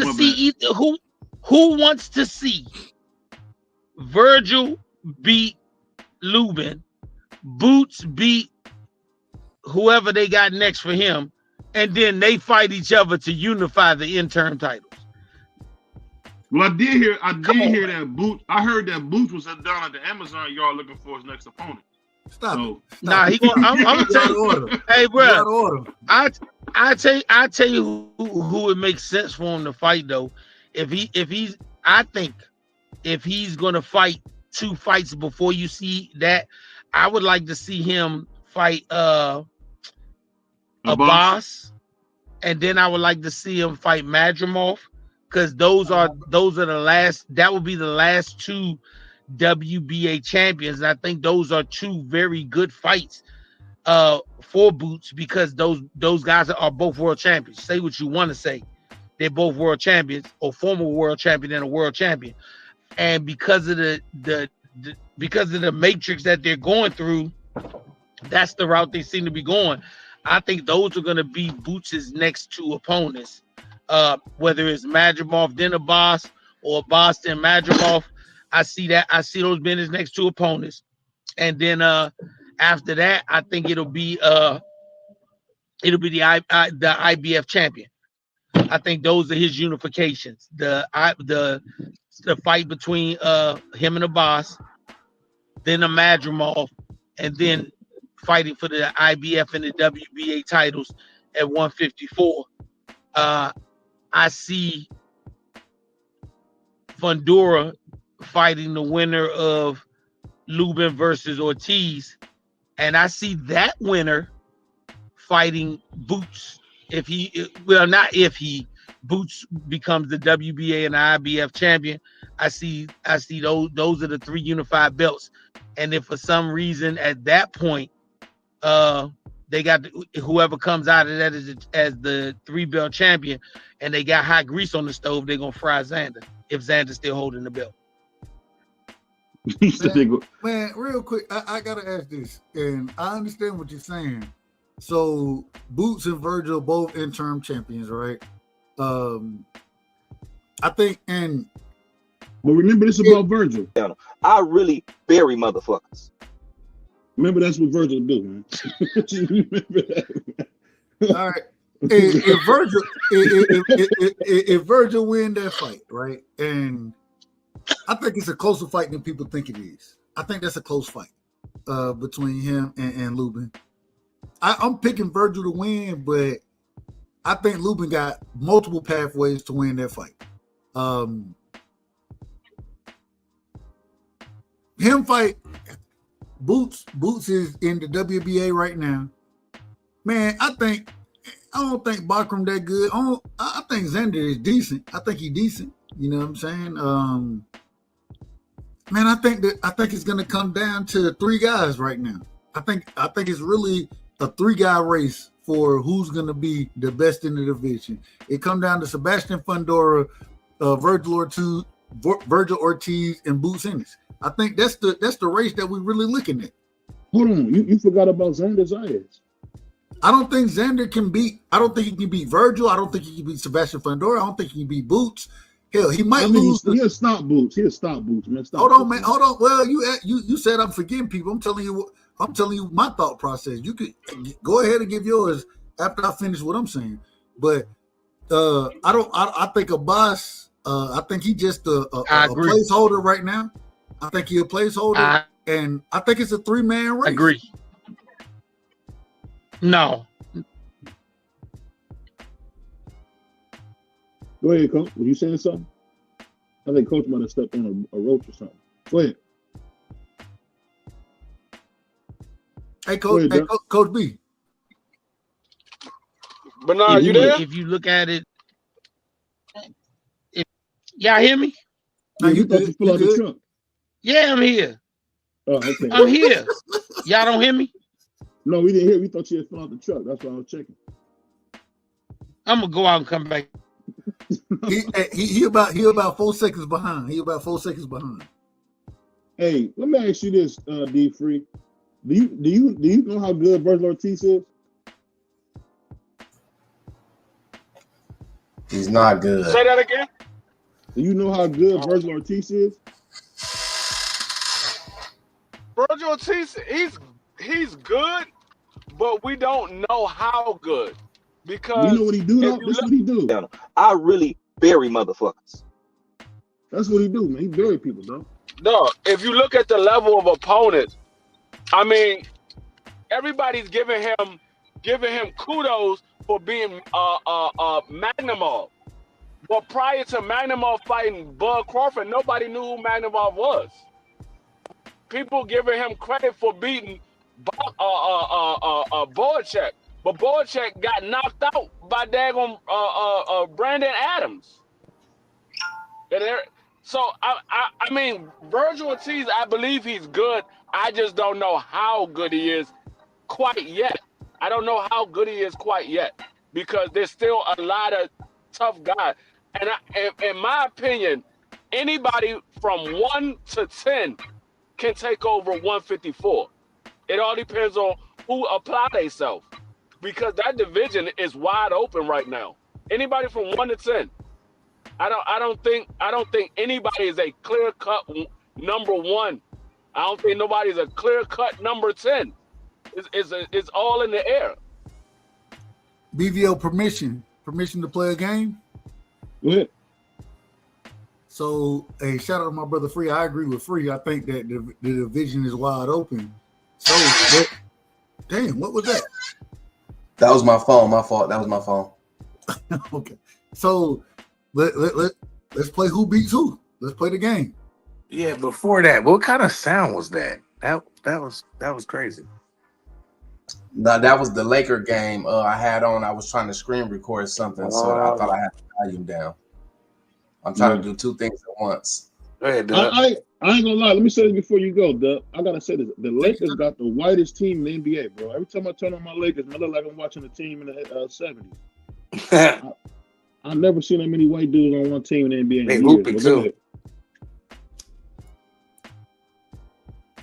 Go ahead, Doug. All right. If you don't mind, can we play Who Beats Who? Yeah, go ahead. All right. Real quick, I got everybody and Coach, you back in the building? Real quick, I want to make sure Coach back in the building. I ain't leave the building. I think BVO be hitting some type of button over there, messing with my stuff. Nah, I'm hitting something on it. That brother's crazy. All right. So playing Who Beats Who, man. Let's start with. I'm gonna start with the weakest individual, in my personal opinion, in the 154 division. Abbas Barayu, or how you say his last name? How y'all say it? I say Abbas. I don't know all the back. I don't know the back. How you say it, Coach? How you say the last name, Coach? Barayu. Okay, I said it right. Abbas, excuse me, Abbas Barayu. Let's just run down. Does Boots put hands on him? No. Okay. Prize. All right, Prize. I don't know. Prize ain't there. Coach. He put hands and feet on the boss. Maybe knees and elbows as well. We agree. Y'all nuts, dog. D free. Abbas Barayu versus Boots. Who win that fight? Boots by massacre. Insane. Same question. He had to step away for a second. I got a boss. Oh, he did. My bad. I ain't seen him. Go ahead. Hold on. You said you got a boss over Boots? I got a boss over Boots. Amazing. All right. Going to the WBC division. Sebastian Fundora. Virgil Ortiz versus Sebastian Fundora. Who win that fight? BVO. Hold on. I really bury motherfuckers. I would say Virgil. Coach. I would say Fundora. Fundora, you got Fundora over Ortiz. D free. Yes, sir. Hey, that's a 50-50 fight. I would favor Fundora, but if Virgil catch Fundora, Virgil could take over that. But I would favor Fundora. Okay. Insane. Virgil Fundora versus Virgil Ortiz. I got Fundora. Agreed. Real quick, Boots Ennis versus Fundora. Who y'all picking that fight? BVO. I got Fundora.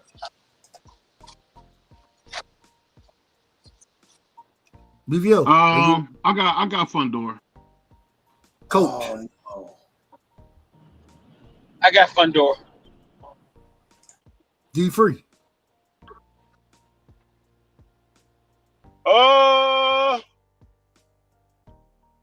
I think Jerron Boots in his beat Fundora. Okay. Insane. I got Fundora. Amazing. By devastating knockout.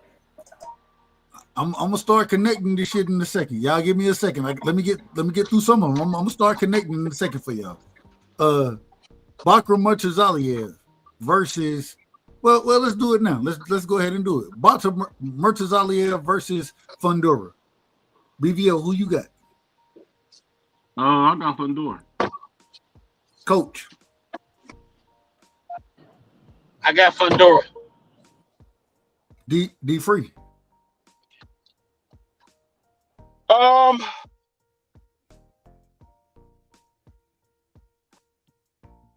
a that I got Botrom. Okay. Insane. I got Fandora. All right. Xander Zayev versus Fundora. BVO. I got Xander. Coach. Fundora by knockout. D Free.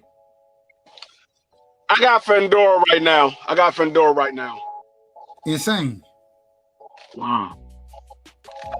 I got Fandora. I'm just telling y'all what we're saying right now as far as the panel goes before I move forward. What we're saying right now, because we didn't talk about the champions, it seemed like that everybody feel, well, outside of BVO, I think everybody feel that Fundora is the individual that's reigning heavy in the division. I think everybody, that's kind of what I'm seeing. Correct me if I'm wrong, y'all. No, you're not Sounds about seeing that. right. You're not seeing that because Fundora tried to call out Fundora, and Fundora wouldn't let him get in the ring with him. Hold on, you said Fundora tried to call out Fundora, and Fundora didn't No, let sorry, him my bad. Xander What the tried to hell? call out Fundora. Hold on, Fundora. Now you got my bad. I got a little tongue tied. Xander was at the fight when Fundora won his belts, and they wouldn't let him in the ring because they wanted to bring Errol Spence in. What Amazing. I'm saying is Xander let it be known that he'll beat Fundora to death, and Fundora ain't let him get in the ring. You just brought a name up that I didn't even think about, but we can bring EJ into this, man. And I don't know. EJ's retired. Well, that's what I was about to say. I don't even know EJ fighting again. So, matter of fact, I'm glad that you said that because we're gonna leave EJ out of this. Yeah, don't dig him up. Don't dig him up. You out of man. You so Let far him out of rest. you Let so him far you so far out of order. It don't even make sense. Abbas versus Fundora. Who wins that fight? BVO. Fundora. Coach. Fundora by knockout. D Free. Fandora by knockout. Insane. Fandora by knockout.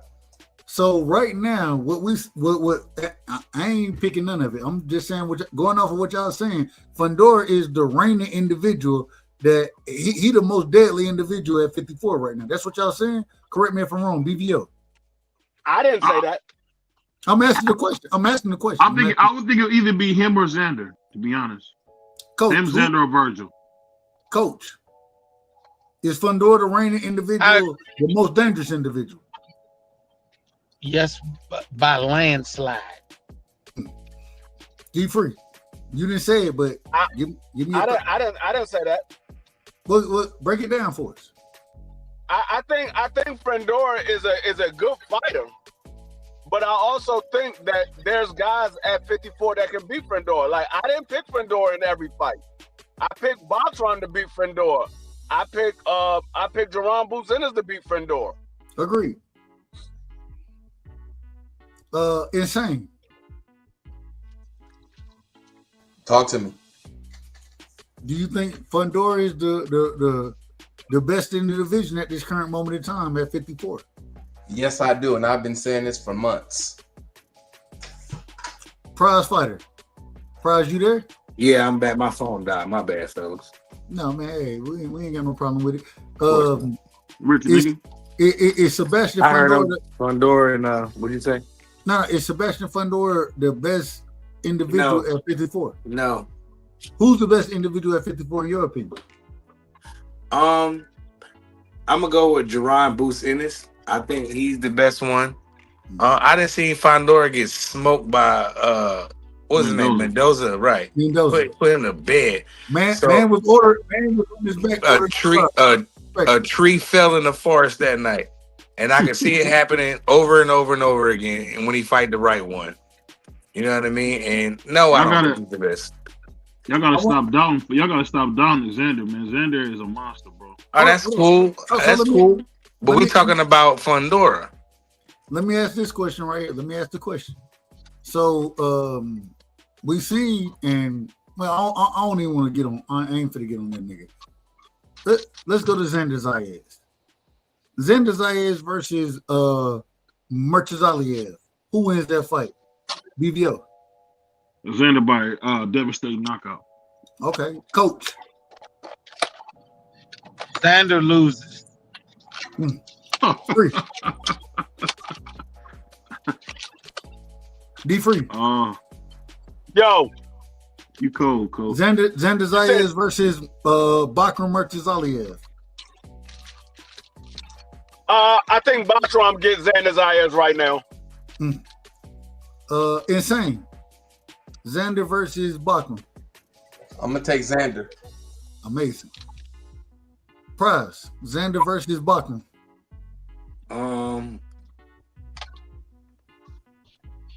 Bakram.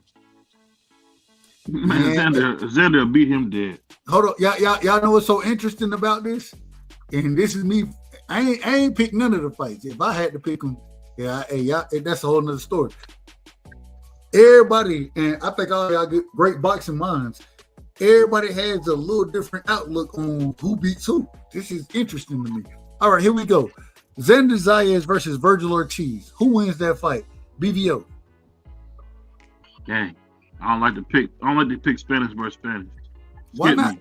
Why not? No, we ain't skipping. Nigga, hold on, man. What the fuck is going on? What is going on? Cussing for, man. Why you cussing like that? Because you out of order. Crazy. Because you out of order. You out of order. That's just absolutely crazy. How you don't like to speak? I don't want to pick Spanish against Spanish. What that don't even make. I don't even know if Fundora is Spanish. Is he Spanish?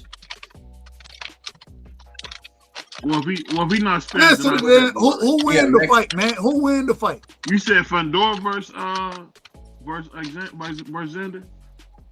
Fundora versus Ortiz. I said Virgil. My apologies. Xander versus Virgil. I apologize. I'm out of order. Xander versus Virgil Ortiz. Who win that fight? You can't duck direct, man. Don't duck direct. I don't like to go Spanish versus Spanish, but I'll go with Virgil. I really bury motherfuckers. What do you do? Coach, who win that fight? Xander versus Virgil Ortiz. Who win that fight? I'm gonna tell you who I say win, but let me say one thing before this. BVO is no longer pickle pulling. He's pulling zucchini. He's pulling zucchini. He's a zucchini puller out this motherfucker. Hold on. Wait a minute. You out of order, man. Hold on, coach. Say that one more time, coach. Say that one more time for the people, man. Say that one more time for the people. BVO is no longer pickle pulling. He's pulling zucchini. That's crazy. You out of order. You all the way in order, coach. Hey, all I can say is this. You all the way in. No did it. I said no did it. I say no did it. No did it.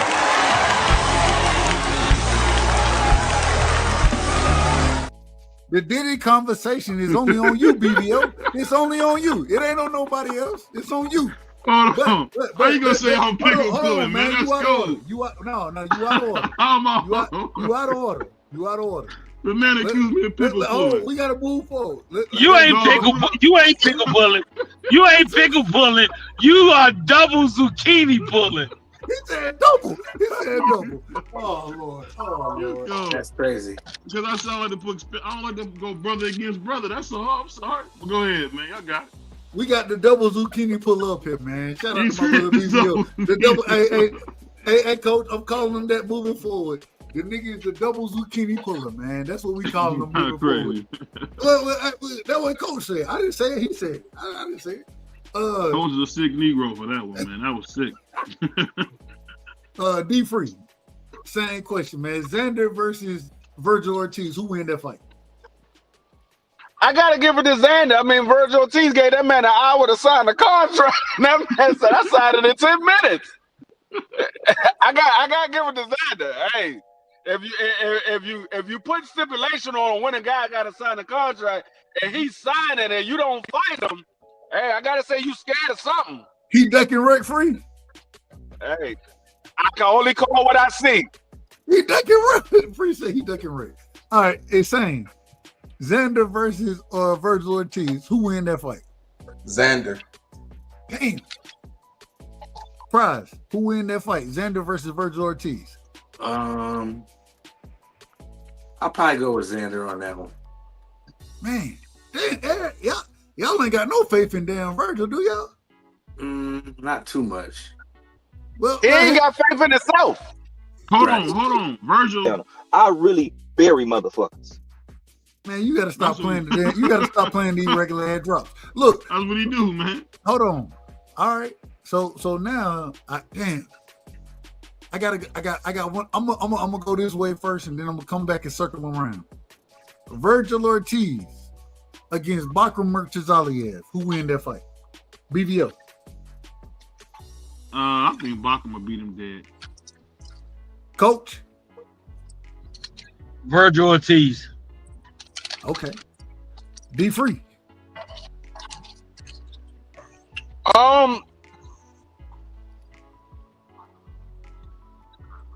I think. God damn, it's a hard one to pick. God damn. Hey, that's what that's who beats who. That's why we love this game. I'm trying to. Because I'm going. I don't want to go based off their last fight, but I guess I got to. I'm gonna say Bakram. Damn. Okay, he got Bakram over Virgil. Insane. Who you got? Bakram. Damn. Prize. Virgil. Okay. All right. Here we go now. Here we go. We getting the smoke now. Boots Ennis against Murtazaliev. Boots Ennis against Murtazaliev. BVO. I think Boots goes to bed. Coach. I got Boots. D Free. Boots. Insane. I'm gonna take Boots. Prize. Boots Ennis. Boots Ennis versus Xander Zayas. BVO. Xander, stop him, man. Stop that. Coach. Boots by devastating knockout. Free. All right, Coach. Hey, I hate for me to say this, but I gotta agree with Coach. Boots by devastating knockout. Insane. Could you read the question for me one more time? Boots Ennis versus Xander Zayas. I'm gonna take Xander. Damn. Prize. Yeah, I'm definitely gonna take. I think Jerron will destroy that kid, and I like that kid or that young man. I got one for y'all, man. This and I got one for y'all. Y'all know how I am. Sometimes Thurman, man. Sometimes Thurman is still relevant out here. I don't know how he's still relevant, but he's still relevant. Sometimes Thurman against Xander Zayas. Who y'all got? BVO. Oh, I got Thurman. You got Thurman over Xander? Yeah. Coach. Xander by stoppage. Ooh. Free. I'm right there with Coach again. Xander by body shot stoppage. Damn, and I say the same thing. Xander by body shot stoppage. Insane. Who you got? I got one time. Sometimes you got sometimes? I got one time. Oh, you call him one time. I call him sometimes. My bad. I'm out of order. Prize. I think Xander can beat. I don't know. Yeah, I think Xander, like, he probably would stop him to the body. You know, when Keith get hit to the body, take his mouthpiece out and run. This BVO like call running. That's what Keith sometimes do. Most of the time. So you pick his Xander. Yeah. You out of order. Oh, he in order. It's cool. I'm gonna call y'all niggas out of order when y'all out of order. I get what you on the basketball level. Hold on now. Hold on. Wait a minute. Sometimes Thurman against Bakram Murtazaliev. BVO. I got Thurman again. Okay. Coach. I don't pick Thurman against nobody other than the dude that's at the register at 7-Eleven. That's crazy. Coach about to have me out here. I'm about to die. He got me like, what? Hey, D-Free. Sometimes versus Bakram. Bakram knocked the rest of it daggone Keith Thurman hair off his head. The rest of that gonna come right off. He gonna knock that man hair. He gonna be bald by the time he come out of that fight. He didn't have his horseman out there. Insane. Insane. By the time that fight is over. Insane. Bakram versus sometimes Thurman. I got one time by damaging knockout. Oh, he got one time. I ain't mad at it. Prize. Sometimes Thurman versus Bakram. Bakram. Keith Thurman don't be rumbling. You know. Keith Thurman. Sometimes Thurman against Sebastian Fundora. BBO. Oh my God. I got Sebastian. Coach. I got everybody, including Secretarian, against Thurman.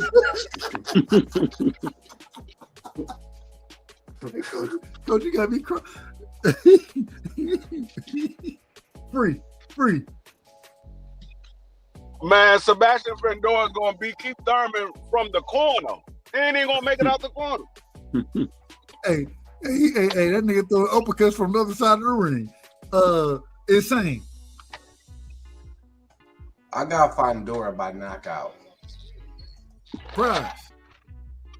Yeah, I got Fundora winning that one. All right, here we go now. This is a tough one for me. This is a tough one. Virgil Ortiz versus Keith Thurman. BVO. I got Virgil. Coach. He got everybody over Keith Thurman. Even the secretaries. Security. Where's security? We have to arrest his ass. Respect. I said they respect. Free. Hey, I think Keith Thurman beat Virgil. I think he'll beat him. I think he will too. Insane. I got Keith. Prize. Yeah, I'm gonna take sometime. Man, sometimes still can fight. Yeah, niggas don't want to give sometimes his credit. Sometimes can still fight. But I seen him take his mouthpiece out and run around though, like really be out. Man, sometimes you gotta figure that shit out, and that's the great thing about sometimes Thurman. He can figure that shit out, even if he hurt. He can figure out how to survive, and then get what he do. Go back and start boxing your ass again. He a better boxer than Virgil, in my opinion. Want to go? Let's do this one. Boots Ennis versus sometimes Thurman, man. What happened? To what? Yeah, BVO done left and coach done left. All right. Free. We starting with you. Everybody else, they said fuck. They said fuck what we talking about. Respectfully. Sometimes Thurman against Boots Ennis. What you got, Free? Against Jerron Boots Ennis? I'm asking the question. You ain't gotta do. You ain't gotta say it like. Hey, Free, hold on, real quick. Free said. Man, hold on, Free. Free, you said that nigga said against Jerron Boots Ennis. What the hell are you talking about, nigga? Man, that man is gonna get stopped within 5 rounds to the body. Hey, hold on, Free. The way you said it, though, you said, hold on. You remind me. And you said Keith and Boots? Hold on. I mean, no disrespect, Free. No disrespect whatsoever. You remind me of Steven on Django. The big house. The big house. That was crazy. And Free said, Jerron Boots. Hey, yeah. Go ahead. I don't even think Keith Thurman don't even want that fight. He said, Jerron Boots Ennis, who's that? I don't even know who that is. He don't want that fight. That nigga said, the big house. The big house. Oh, man.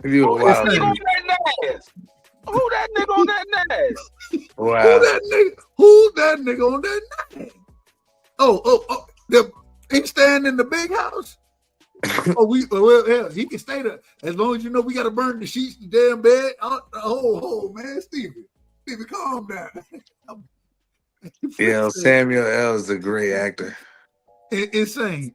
Same question, man. My apologies. Can you repeat the What we question? do over here? Sometimes Thurman versus Boots Ennis. Who win that fight? I got sometime. You got sometimes over Boots? Yeah, Boots is trash, bro. What?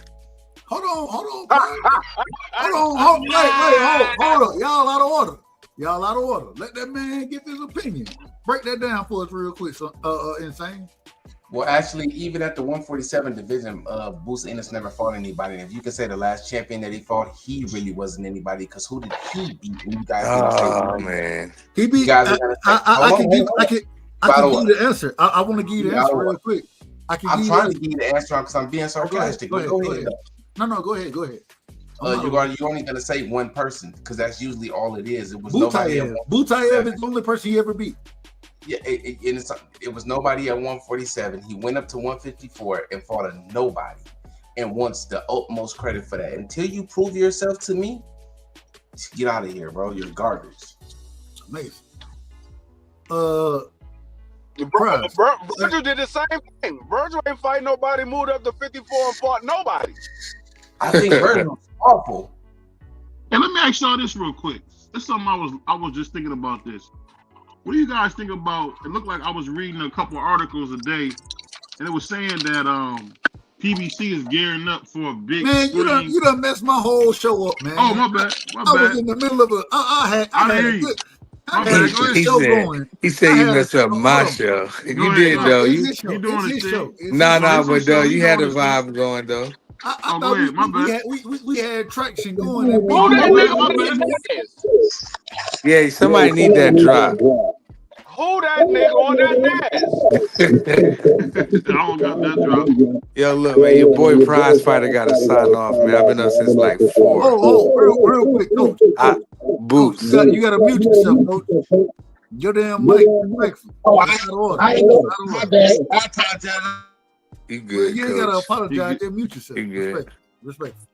Yeah, I'm gonna check off though. But you said Boots and Keith Thurman. I'm gonna go for my last one. I'm definitely gonna go Jerron in this for sure. Insane, you insane, and I get with you on your basketball ish. This is a sick Negro. Hey, Coach. Talking about he trash is crazy. Y'all have a good night. You too, bro. Hey, love you, Prize. For sure. You already know. Yes, sir. Who you got?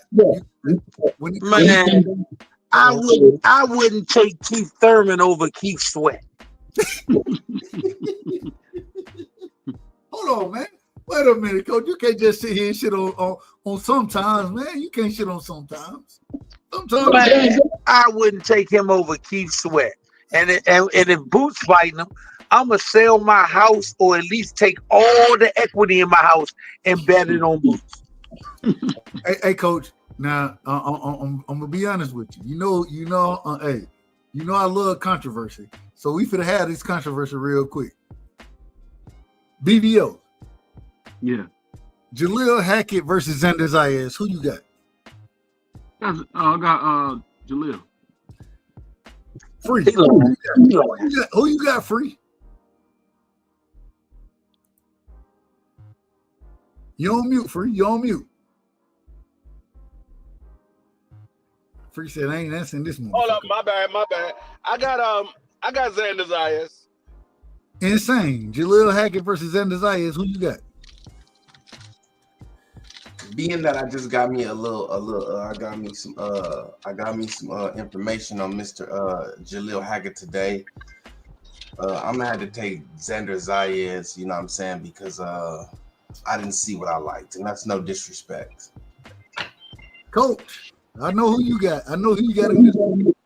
Stop it. Jaleel by stoppage over Xander.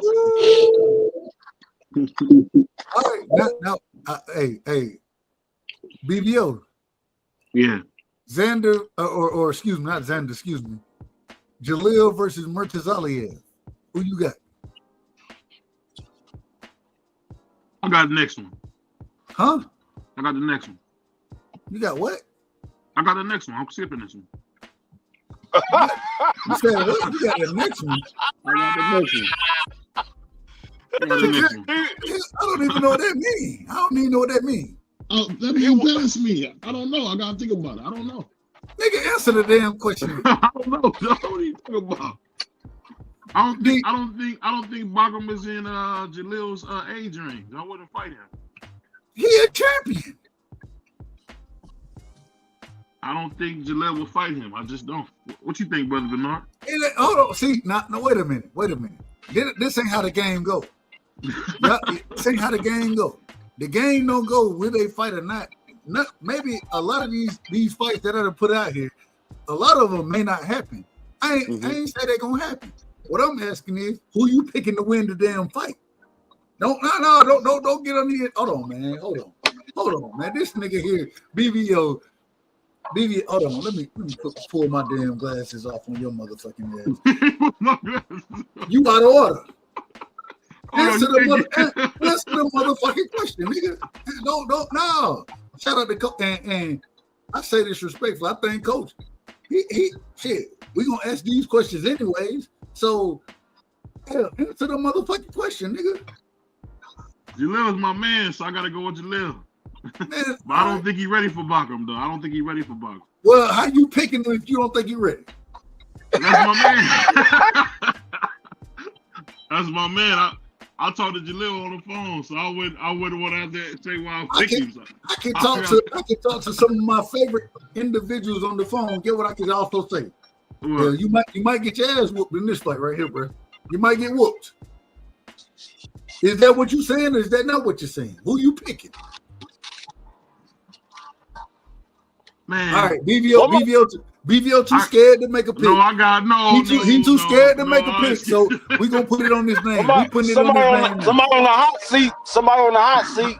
Hold on, y'all trying to say I'm not answering questions? Well, don't worry about it. We don't want to hear. I got Bakum, man. I got Bakum. If you want to be a cornball, I got Bakum, man. D-Free, who you got? You got Jalil, you got Bakum. Who you got? If that fight is made right now, I gotta go with Bakum.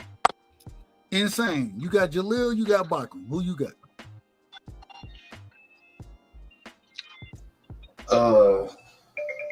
He already said he had Bakum. I got Bakum.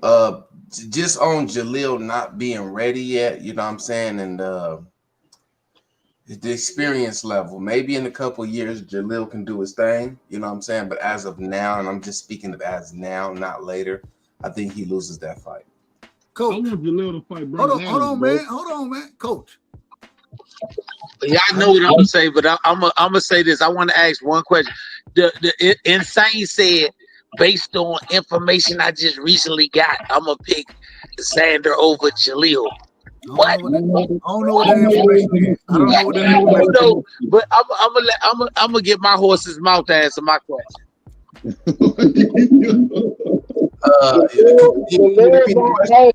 For anybody at 54 that y'all can think of. Anybody at 54. Okay.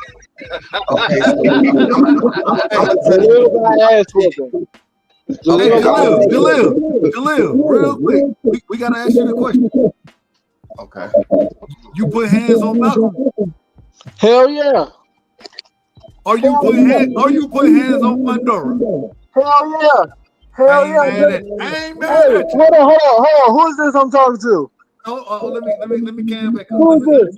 Dub right side. Hey, Dub, you ain't deaf. You responded to me so I can understand that you ain't deaf. The first thing that came out of my mouth, repeat what I said. The first thing I said. You can't. You said anybody get dumped the ass. I said the whole 54. So anybody you name at 54, the answer is yes. You whooping all the ass. Yes. Hold on. Let me ask Jalil, let me ask you this. Man, we gotta get you on to have a sit down interview. No, I'm let y'all do y'all thing because I like when y'all do it unbiasedly. I feel like more often than not, whoever y'all got in y'all face at the moment, y'all gonna agree with him. I've been watching from afar. Whoever in y'all face at the moment, or whoever y'all cool with, y'all gonna agree with him. I'm not cool with it, man. I'm gonna let y'all do y'all thug dizzle, but hey, you out of order. You out of order. You out of order. You out of order. Jaleel my ass whooping. Hold on, man. Hold on. You out of order, man. We gonna call you out of order. We gonna call you out of order around here. You out of order. I told you, man, he be Deboing in these streets, man. Boy be Deboing in these streets. I'll say this. Let me get you real quick, bro. Can I answer that question for you, sir? I want to answer that question that he asked me. He said something about the information, right? Yeah. Go ahead. My bad. Go ahead. Mr. Hackett. Well, he said something about the question about he got a mute because he got a low background. But go ahead. Okay. When he said the information is what I got off of YouTube today when I actually pulled up a couple of his fights. I seen one where his face, like he had like a knot at the like under his eye, like that. It was huge. And then I went back and I looked at the fight and I said, well, this kid needs some work. He's pretty good. You know what I'm saying? You can tell he's pretty good. You know what I'm saying? He just need a little bit of work. You know what I'm saying? And you know, I'm not. You know what I'm saying? He's just Mexican and saying he not a black nigga. He not a black fighter. He is Mexican. The man ain't Mexican. He not Mexican. No, yes he is. You gotta look at him a little different. Coach Bernard, y'all Mexican? Jaleel is the black Mexican. His name. I didn't ask about no damn black Mexican. Are y'all Mexican? The black Mexican. I didn't ask about no black. Are y'all Mexican? You gotta let me answer the question. When it comes to what he is, he's black, 100%. When it comes to the style of fighting that he enjoys to fight, it's Mexican. Man, we ain't talking about somebody that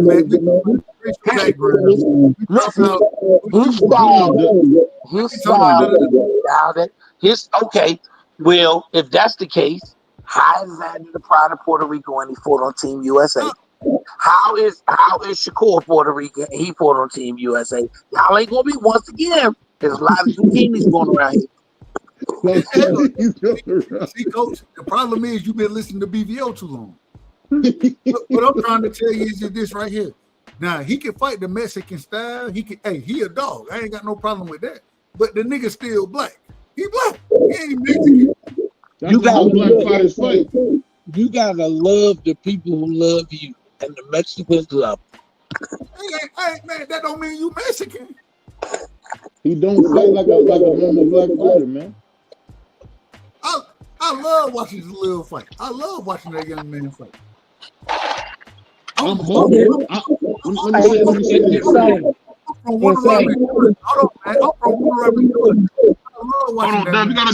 you gotta wait till Coach get done talking because he got a lot of background. Go ahead, Coach. Hey, I'm one of them guys who love to hear people's honest opinions, champ. So please don't never think you can hurt my feelings. I love honesty. The only thing that hurts my feelings is lies. So I appreciate your honesty, champ. I'm not trying to lie to you. All I'm saying is I love watching Jaleel fight, but he black. Ain't nobody say you, Doug. Ain't nobody say you. You just have to be the one. Ain't nobody say you. I said you ain't gotta say a damn thing about me, Coach. Respect. I didn't say you once. Hey, you know what? Ain't nobody got time for you. You getting about bad as that other one.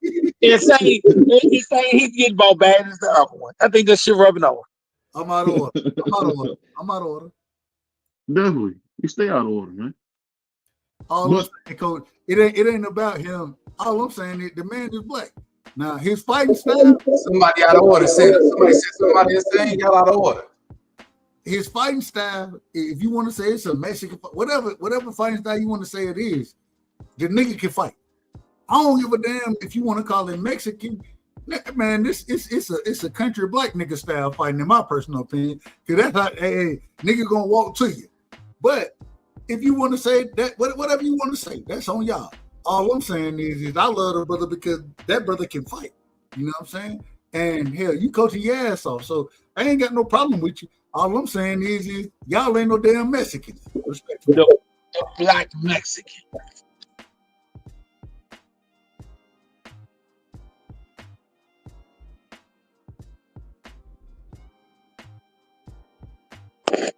Don't get quiet, Dub. The black Mexican.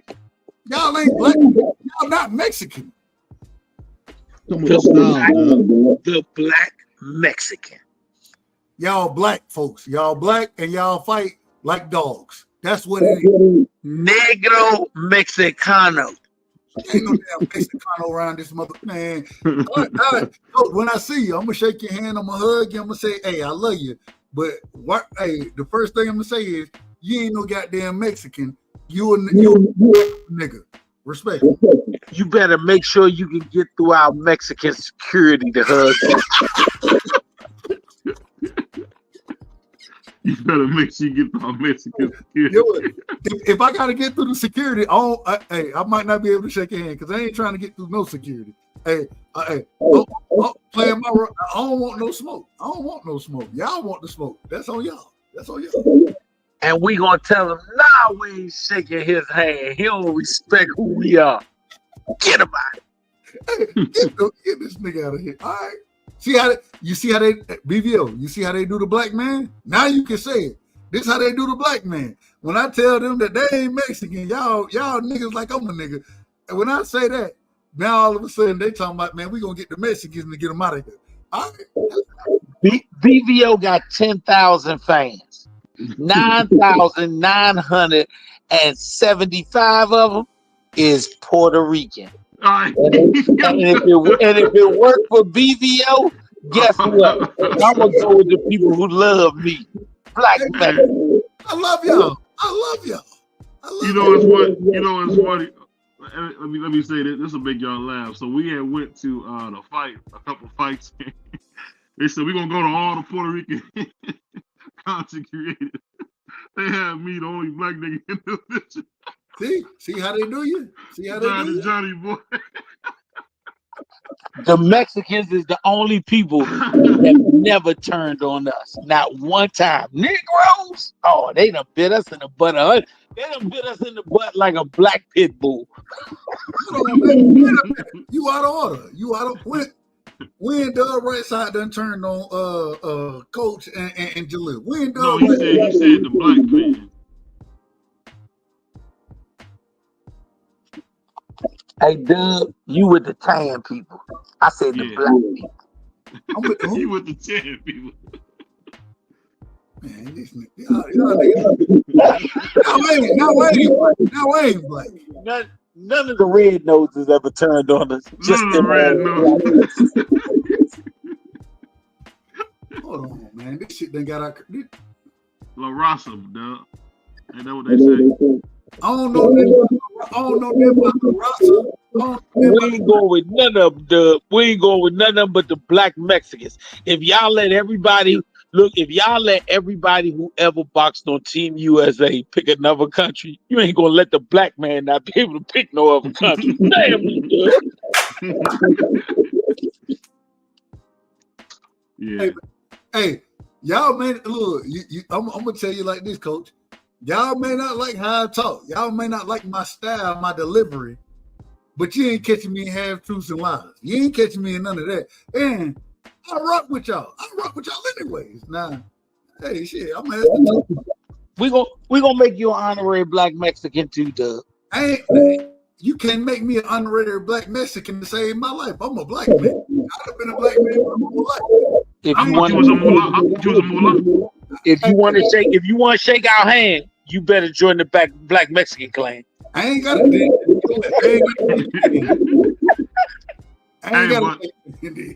Speaking of that, we got our new merch, man.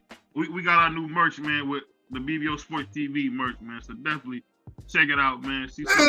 Go back to look at this right here.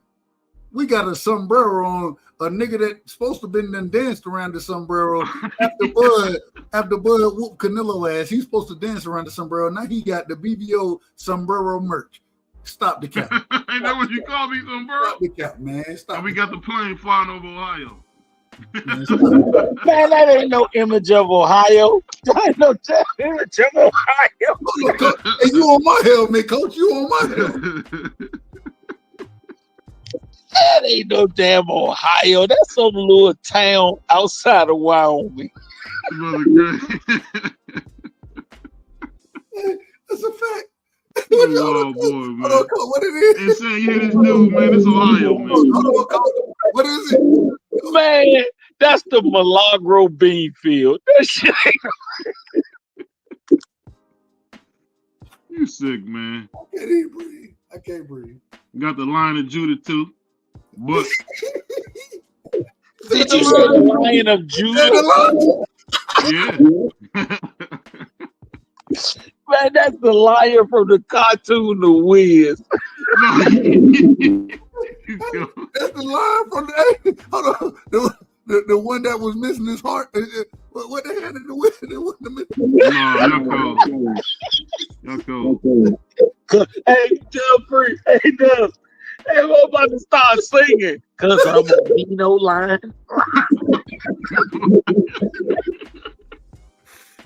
Man. My brother said, "Cause I'm a mean." Hold on, look. Hey, insane, you let the brothers talk like that? Yeah, hold on, real quick. Shout out to Pagan in the building.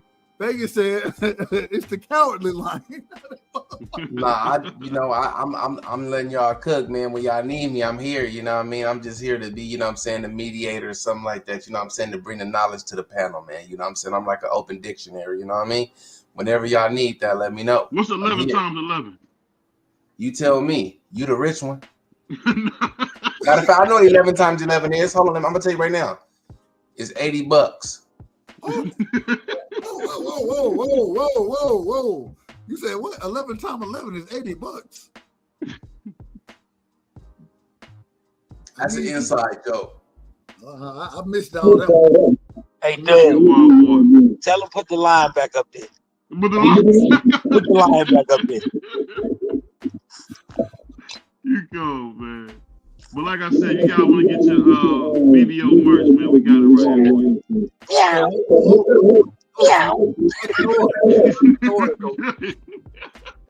Your shit out of order. Respectfully. You be out of order. And hey, I love you. That brother crazy, man.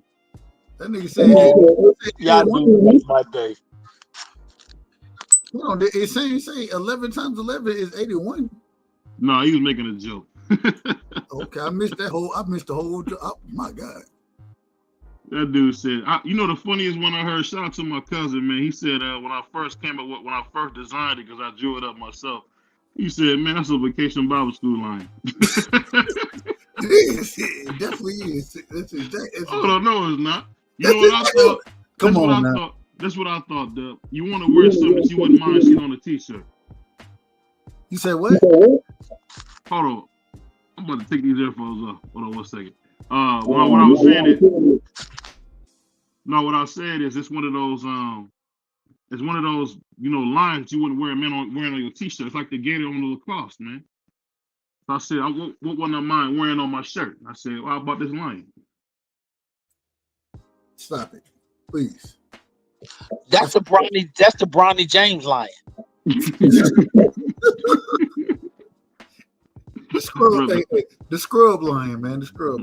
Respect. That's the lion whose nickname is Squirrel. You're pretty cold, man. You're pretty cold, dude, man. But I'm gonna say, hey, Dub, you going live tonight? Nah, hey, look, I went live. I went live last night. Hey, we had a great show last night, Coach.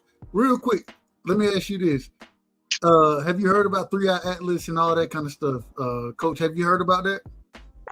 About what? Say it again. 3-Eye Atlas. 3-Eye Atlas? Yeah. Nah, you got me on that, brother. Enlighten me. Teach me something. Real quick, man. So they thought it was a comet. They don't know exactly what the fuck it is. But it done had everything. It done define or redefine exactly what they understand about comets and all that kind of stuff.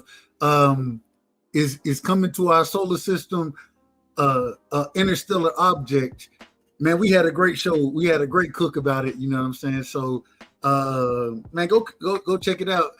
I ain't going live about it. I ain't going live tonight, man. I went live last night. We did a 4-hour show on that. But can I say something real fast? Can I get in here? Say it again. You know, I'll say, can I slide in here real for a second? No problem. You know, I love to talk about astrology and things like that, and I wanted to join that live, but I had to get my kids ready for bed already. Anytime you put on astrology, you know what I'm saying, astronomy, anything like that, bro, I'm like 100% engaged in there, and I know a little something, so I might can spar with you on that just a little bit, not too much though. It's really not even a sparring match. In this situation, like I can spar on things that I know for a fact. I don't understand what it truly is. You know what I'm saying? Because I don't understand it, I really just want to have a conversation about it and cook on exactly what is going on. And hell, I don't know. You probably can enlighten me on certain things as far as what you done researched on it, those type of things. So I can't tell you exactly what it is, but it's a really interesting conversation to me. And those are the things I love to cook on. You know what I'm saying? Coach said earlier, he was like, man, hey, conspiracies and those. This is my conspiracy show, you know what I mean? And so I once again don't know exactly what 3i Atlas is, but when it hit perihelium, it did something that we ain't never seen. You know what I'm saying? Instead of it normally when it hits when objects hit perihelium and those type of things, they kind of calm down, kind of shield themselves from the sun. This bitch turned up. It turned up on their ass. So, and end up showing as far as the telescopes and those type of things go, it ended up being hotter than what the sun was at that current moment in time. We've never seen this. So it's really interesting what's going on with 3i Atlas right now, man. Well, Dub, you got to understand this. You got to understand this too. If you look up, you understand that China and them is artificially creating suns and things like that, and they're actually shooting it up in the atmosphere. Agreed. These suns. But if I don't want to take this there. My bad, y'all. I don't want to take this show there. I'm sorry. We gotta have that conversation, bro. Yeah, I'll hit you up and.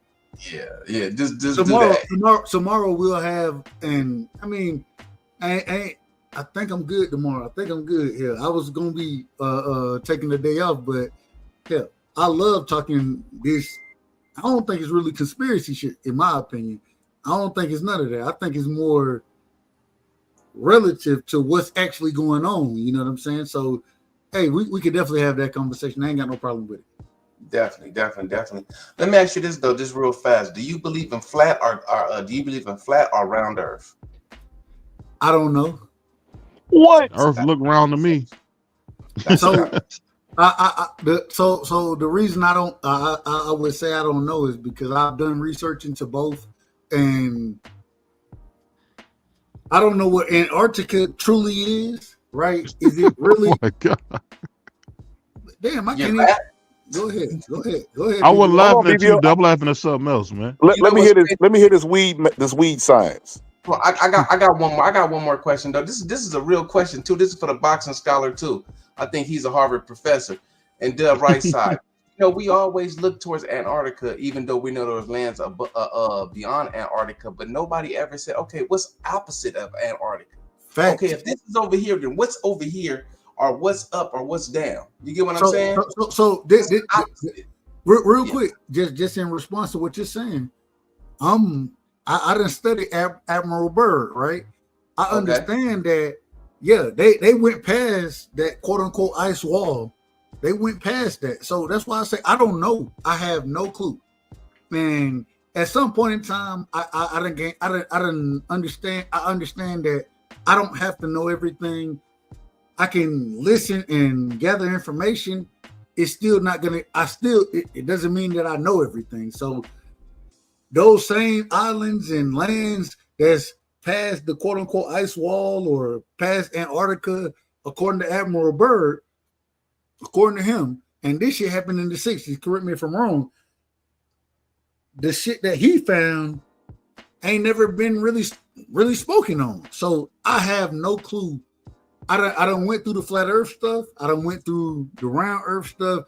Then I don't know, bro. It's crazy, but I will say this: it's hard for me to believe we on a flat Earth when we looking at 3-eye Atlas.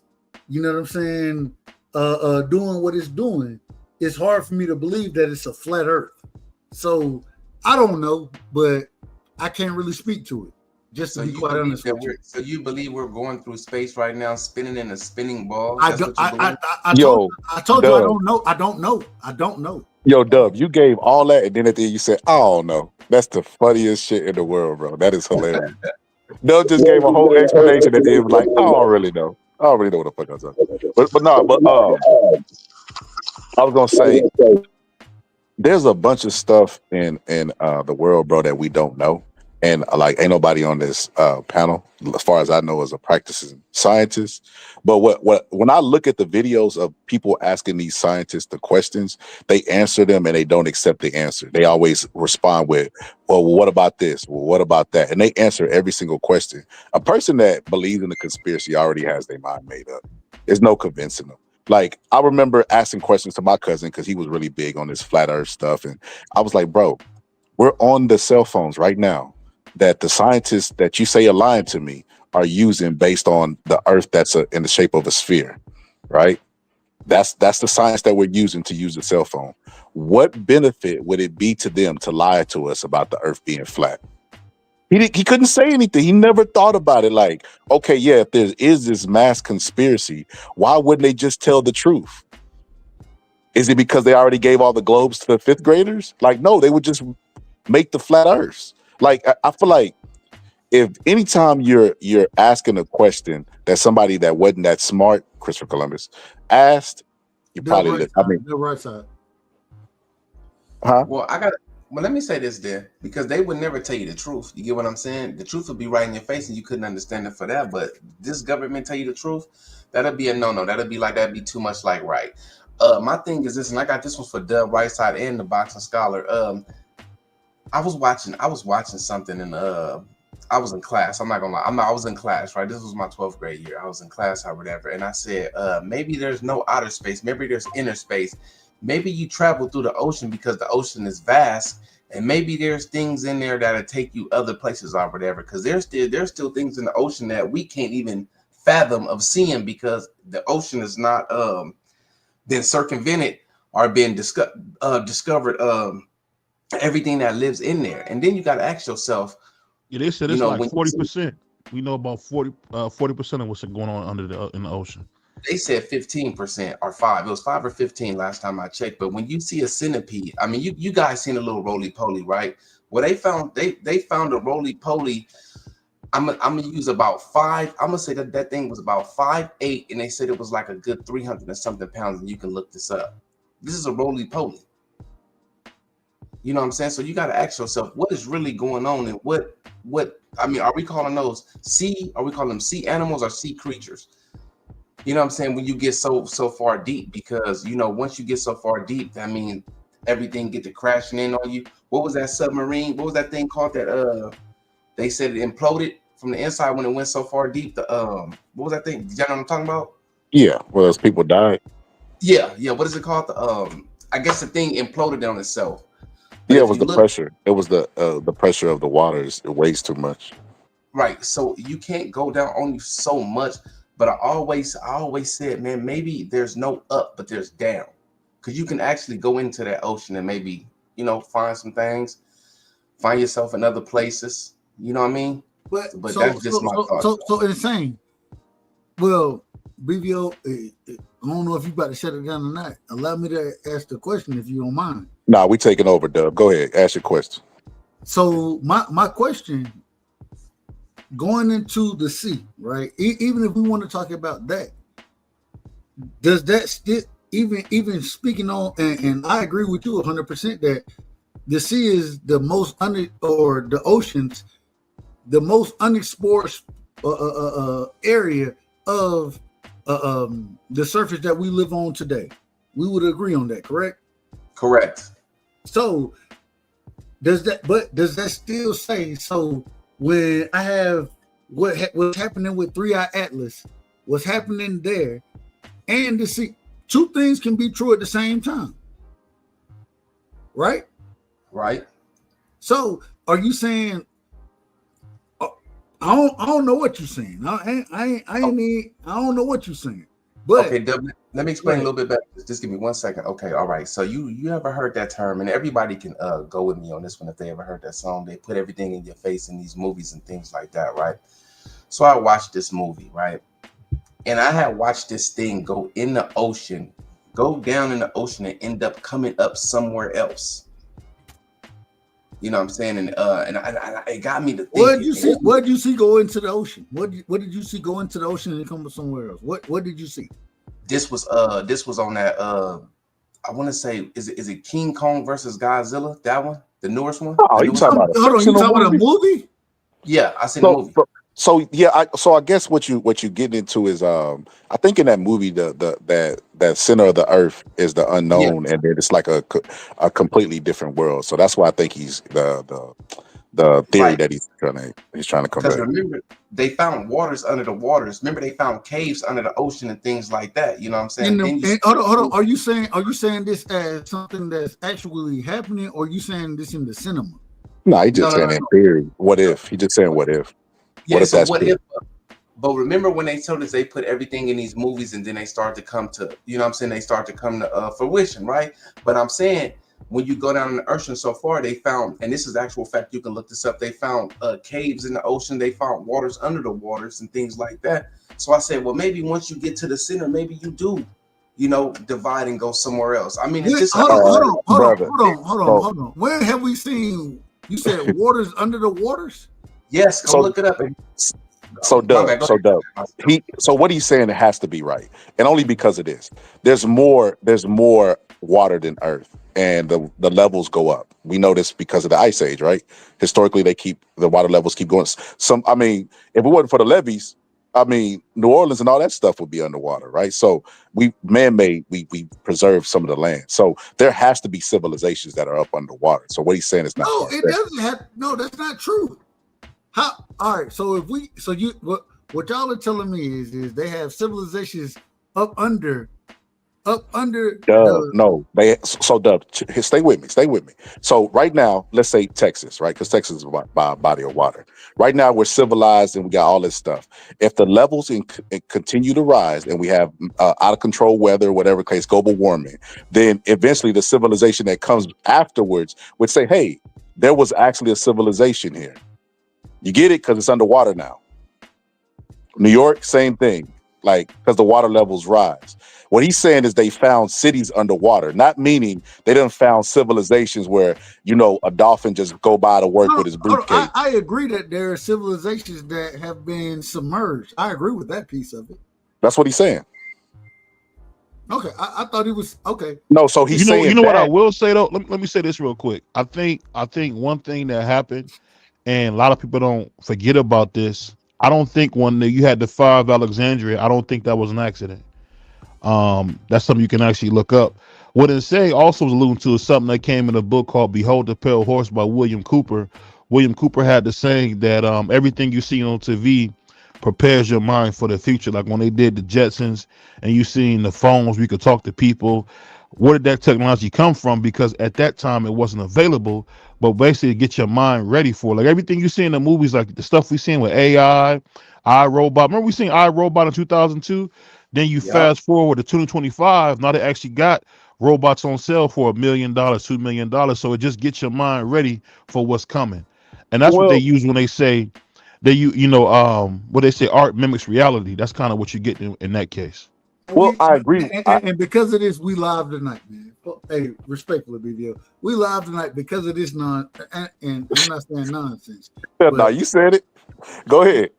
No. I want to have a conversation. I know, and I say this respectfully to my brother BBO. I know this ain't the channel to have this conversation on. So we here, Dub. But I'll say this. I'll say this because I usually don't get into Dub. Is like I usually don't get into these conversations.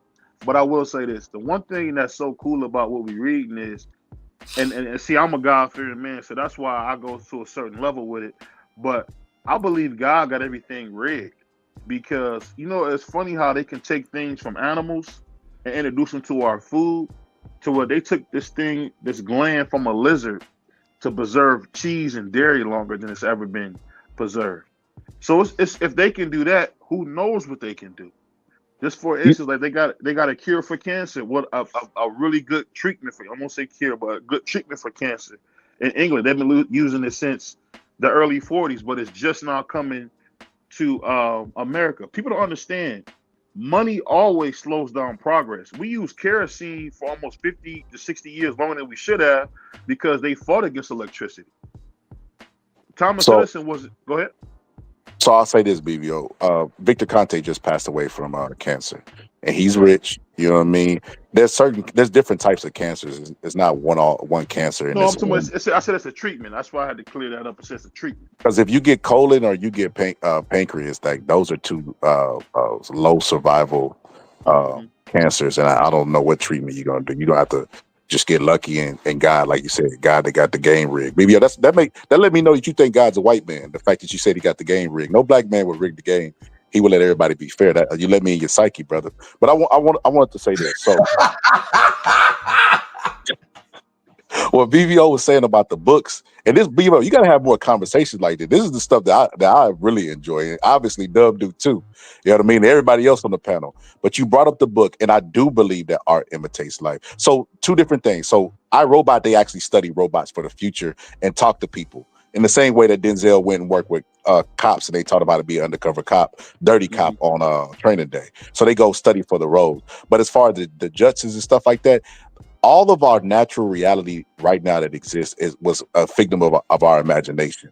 Like cars, but they were horses before. Somebody envisioned something on wheels rolling and traveling with a motor, and it came to fruition. We human beings spend a lot of our time bending reality to our imagination. So, I mean, the future. I mean, who knows? Who knows if AI don't take over? But I mean, I agree with that, BBO, what you said earlier. And I think when you talk about AI, I think the thing that's been happening is when they test it. I don't know if you guys keep up when they test AI. AI has a tendency, like when they test it against each other, AI tries to do what it wants to do to convince whoever's running the program not to turn it off. The scary thing about AI, in my opinion, and what Stephen Hawking said, God rest his soul, was that we got a thing where if a computer becomes conscious, we won't know. The first computer won't tell you that it's conscious. And that will be the downfall of man, because people don't understand that the computer right now is in its very infancy. What we see in AI now that we can recognize that as AI, in 20, 30 years, it won't be the same thing we're looking at now. But this is just the like problem. Go ahead. Go ahead. No, I'm saying the thing that happens is over time, technology gets better and we learn more and more from mistakes. And that's one thing that we got. And then you got people like William Cooper who speak of these societies, because people don't realize in 1947, the Boswell accident, when they had the aliens that crashed and all that stuff. Roswell. When we get the stuff from these other life forms and we re-engineer it, that'd be the key. I think people don't understand some of these ships and stuff we're seeing. I truly believe they are re-engineered ships. They're not always alien anymore. And I think every time we drop a nuclear bomb, I think that's when we do get, if you notice, that's when we get the most sightings. Like we got a lot of sightings in the 50s because what happened in Hiroshima in 1947? We dropped a nuclear bomb. So I think whenever we get to a certain place, I think that's when we kind of see what happens. And the reason I bring the God element to it is because it talks about God having different sheep, and you don't know what those sheep could be. I think some of those sheep could be aliens. Some people say I'm crazy, but that's just my humble opinion. But go ahead. Let me get up here for 1 second. If it would take a small-minded person to believe that you're the only beings on this planet, on this this universe, on this vast thing that God created, right? Or gods, whatever you believe in. Like I say, I honestly think, and this is my honest opinion. Now you can call me crazy or whatever. I honestly think that aliens have already integrated with us and are among us because I mean, that's just the way I feel. Just with technology wise, the things that you see flying in the air. Remember, I was born in '85, bro, so I still remember the early '90s. I couldn't envision in the early '90s that we would be so far in technology that we are now. And those that in their 40s or maybe 37, 38, they remember it as well. You know what I'm saying? Y'all remember dial up in America Online.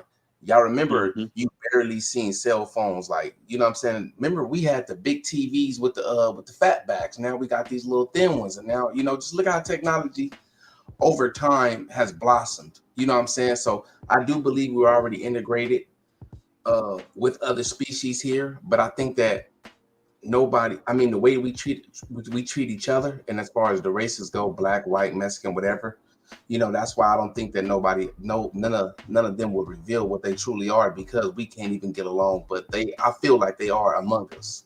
But the problem is that, and I don't disagree that they may be among us. My problem is we can't quantify that. We don't even know what the technology that they may have for them to be among us. We don't even know what that may be. And so they may look like regular individuals. We can't sit here and say, oh, no, this is an alien right here. This is an alien right. We can't say that.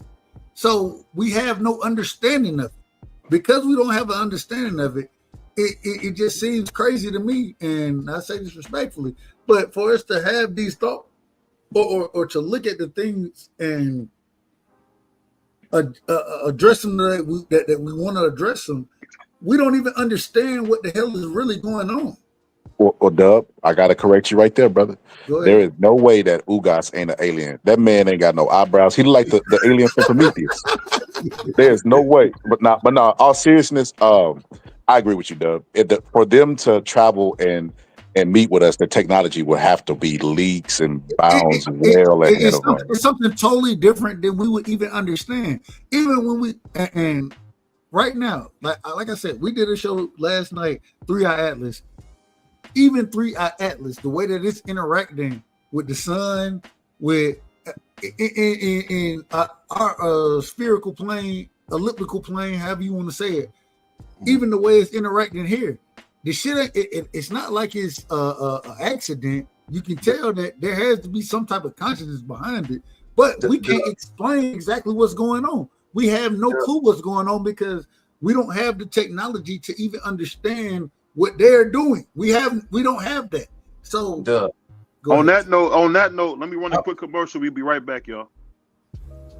On behalf of BVO Sports TV, we would like to thank our sponsor, Raycon, makers of the Raycon Everyday Earbuds, the perfect model for premium sound with active noise cancellation to block out distractions and transparency mode to keep you aware of your surroundings.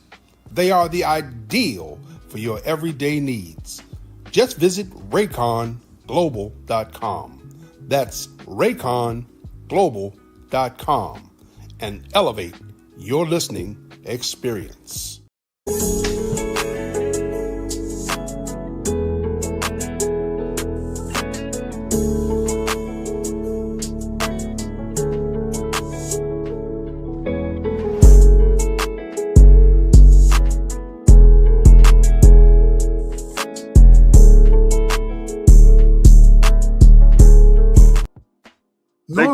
Thank you to our sponsor, the Breakfast Box, as well as thank you to the Smoke Shop. If you are in the Akron-Kent area, make sure you stop right there on West Market Street, right across the street from the King James Family Foundation, and get your cannabis, flower, as well as hashish needs right there at the Smoke Shop. My bad. Go ahead, Dub. Now we back.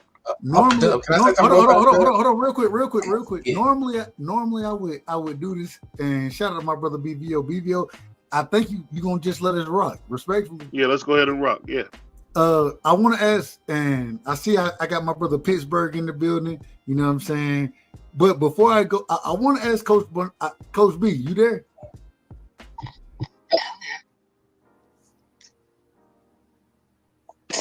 Hello. Yeah, we hear you, Coach. So real quick, just gonna be real quick, and then I want to ask you this, Coach. I want to hear your thought process on this because I done heard the majority of individuals. I don't know if I've heard Insane, but I have heard me and Scholar, we done had these conversations. Me and Pittsburgh done had these conversations. I ain't never heard from you, and I know you say you love the conspiracy talk. So I don't think this is a conspiracy, but have you looked into 3-Eye Atlas? And this is a multi-part question. So I'm asking probably 3 questions in one. Have you looked into 3-Eye Atlas, and what do you think it is if you have? If you haven't, same thing as far as flat Earth versus the globe conversation that goes on, and then outer space. What do you think about what do you think outer space truly is if we are living on a quote unquote flat plane? I don't know if you believe any of those things, but I want your opinion on all of that, if you don't mind, Coach. I don't have any knowledge on the 3-Eyed Atlas, so I would definitely have to look into it. I do think that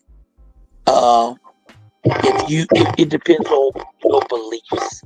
If you are a person that is God fearing, then you believe that God created the heavens and the earth. If you are a scientist based person, you need everything to have a realistic understanding to it. But at the end of the day, I think that until somebody falls off the earth, I'm going to say it's round. And if somebody does fall off, then I can say it's flat. I know not trying to be funny, but really, like, I'm one of those people who is more or less seeing is believing. And I haven't seen anybody fall off the earth. I haven't been to outer space. They could be pulling a wool over our eyes and say somebody went to the moon, and he could have been in a studio right next door. We don't know. We know that we've seen spaceships take off, and we've seen them crash, and we've seen people die in them. And I think if we're looking at something, like I said, I believe in conspiracies. So I think if they pick the right group of people, they can pull anything off. It's like, I think, nobody sees, if we see the history of everybody and we can find out just about anything on anybody, why we ain't never seen no Obama baby pictures? And he was the president. So, I just think that, hey, Coach, we seen the man birth certificate. Respect. No, he definitely said that. Yeah, so I just think that everybody's thought pattern is based on what their belief is. Some people think I'm crazy when I believe in conspiracies. I don't think stuff happens by coincidence. But then other people think that, if they show it to you in a movie, it's not a coincidence that 10 years later it's a reality. They just were getting you prepared for it. If they can make you feel like it's realistic in a movie, then they can give it to you in real life. I just think that's the thing I look at it as. And Insane, I was just laughing about you earlier when you said, what was next to Antarctica? I was thinking the opposite of Antarctica. I'd say the opposite, or next to it was Antarctica. When you catch that, Coach, your audio was too bad. I was messing with Insane. He said, what was opposite of Antarctica? I said Uncle Arctica. Man, security. So what we gotta do? Hold on. There we go. Appreciate you, Coach.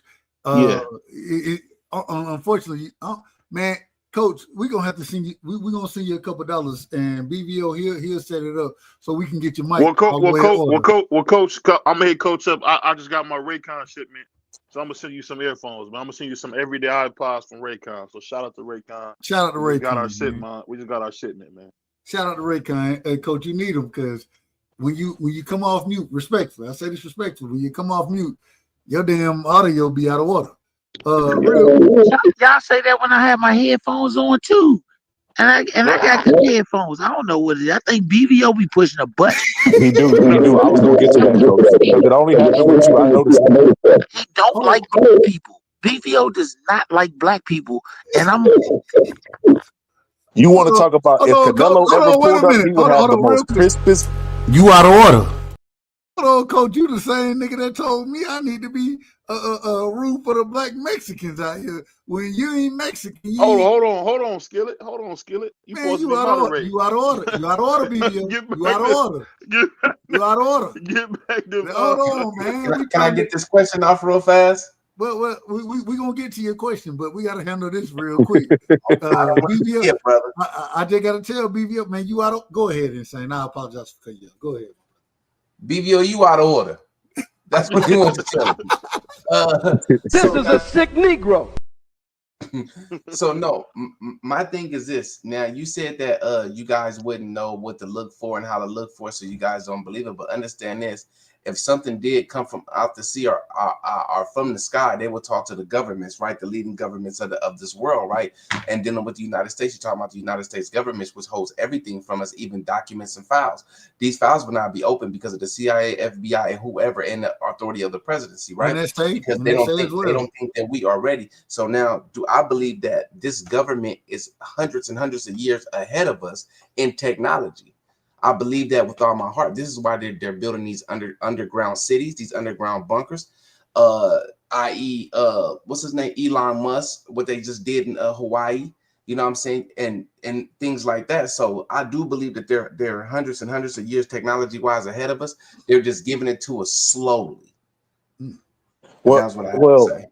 The thing that I have with that is, we're not saying we don't believe because they're too advanced. We're saying we wouldn't know. So what is the point of and then it's also like you talk about what you said earlier, it would be like kind of like silly to think that we're the only ones in this mass universe. I think it's more egotistical to think that, oh yeah, aliens definitely want to visit us. Like, bro, like why would that's like us having a conversation with an ant. Like, do you want to have a conversation with an ant? Like, why would aliens be interested to come down here and talk to our government?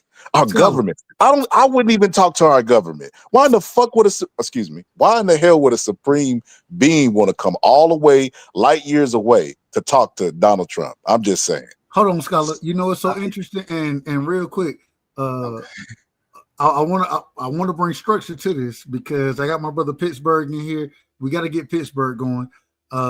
But going off of what you just said, one of the things, even when I looked at 3-Eye Atlas, right, it's so interesting to me that they passed by Mars, and when I say they, I don't, whatever this object is, it passed by Mars, it passed by Venus, and then as it's coming around, it looked like it's gonna pass by Jupiter, right? Mm-hmm. So what's so interesting to me is it avoided Earth. It avoided Earth, in my personal opinion. And the reason it avoided it is because what it looked at is all right, when you look at Mars is the place where life died at, right? There was, according to what scientists, researchers say, you know what I'm saying, Mars was a place where life could have been at. Then Venus is somewhere where it's over. It's too much there. You know what I'm saying? The gravitational pull. Too much gas. Right, right. So that's where life. I think it rains bleach. I think it rains bleach and what we consider bleach. But they still say even with Venus, they'll still tell you that in the thick clouds that it has, life may live in those thick clouds. We don't know, but this is what the people will say. Then when it goes toward Jupiter ends up being a place where we may have some type of life that could possibly live on the moons, not Jupiter itself, but the moons of Jupiter. You have life that could possibly live there. So 3-Eye Atlas, what it's doing right now, in my opinion, it done went past these 3 planets, and this is the closest planets that it's been a part of. It goes around to these guys and then heads out, and it goes by Jupiter and looking at the moons. It understands something. Why wouldn't it come to Earth? Right? Earth is as far as we know, Earth is where life is rocking it. That's what we know. But let me say this. Let me say this real quick. I think, and I want to get Pittsburgh on this. Pittsburgh, when you think about what you're seeing with this 3-eye thing that he's talking about, which I think is a spaceship, to be honest. When you see this kind of stuff, what would be your thoughts on the Pittsburgh? Well, I mean, we can only go by what we've been told. The first person to actually identify 3-eye Atlas, they denied it at first. They said the guy was delusional. It was nothing. Then they eventually came around to identifying it. Then they tried to identify it as a comet, and they've identified that it's not a comet because of the colors that surround it. If it was a comet, it would have had a more greenish color. So they've identified where it is. They've also back tested and figured out where it came from. So at this point where we are right now, people who actually do the research, they've done a lot more research than the surface level of it. They've traced it back to the outer ring of the Milky Way. And what they've also done is the travel path of it. It's not moving like a comet. It's too big. It's the size of I believe Rhode Island. So that's not, none of that stuff is normal. So if we take all of that and we put it into where we are right now, the only reason why it's a conspiracy right now is because they're not really giving us information to what the brother was saying earlier. Like we have one grainy picture. They're saying they can't even give you the picture because it's a government shutdown, so NASA can't process pictures. That's the nonsense that they're telling us right now.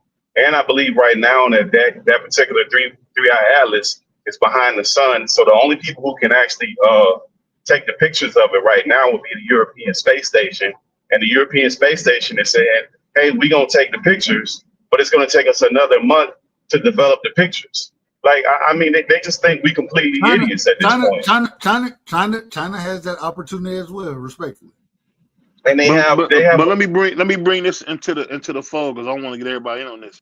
I think the thing that we got to remember is that when we talk about an alien force, that will force us to work together. So do you guys think that we still get misinformation because one thing I'm learning too, and I don't mean to be long-winded, is that the internet is not as free-flowing as you think. I think people don't realize how much propaganda, a lot of things that we talk about is very, very influenced off what the governments allow. Because one thing about, and you guys can tell me if I'm wrong, do you guys worry about all the countries being so international now, where it's not just about their country, it's always about what's going on here, what's going on there, and do you guys think that's good or bad when it comes to a threat like that could have been? What would you guys say? We'll go ahead and say. I think it's bad, but to answer the question earlier and to come back to this one, we don't know if they did come visit us or not. Our government would never tell us. And to be constantly surveilled through these TVs, through these phones, through everything that they got with these new cars or whatever, cyber cars, they look east, north, and west, south, and all that. You know what I'm saying? We're constantly being surveyed for a reason. You know what I'm saying? And I believe that we're being surveyed because, well, I don't want to say that on here. I don't want to say that, but there's a reason why we're being surveyed constantly 24 hours. And I'm going to leave it with that. Have you guys ever said something in your home and then looked at an ad on the TV or on your phone and instead, had that ever happened to you guys before? Yes, it has. Not only happen to small-minded people. They predict y'all patterns, people. That only happen to blacks that are controlled by white people. Us superior blacks, that never happened to us, BBO. You know, we affect the algorithm. The algorithm affects you, BBO. But that's happened. That's happened to me. Yeah, you know it's fun. And you know it's funny. When I went on this Coon show, I was up front. We had a good conversation. You come on here cooning, man. So that's what you get when you deal with jigaboos, man. But let me ask you guys this. This is something I think is even more bigger. When you guys hear the Adam and Eve story, is it just me, or do you guys think God is just talking about one particular couple and there were other people around? What would you guys say about that?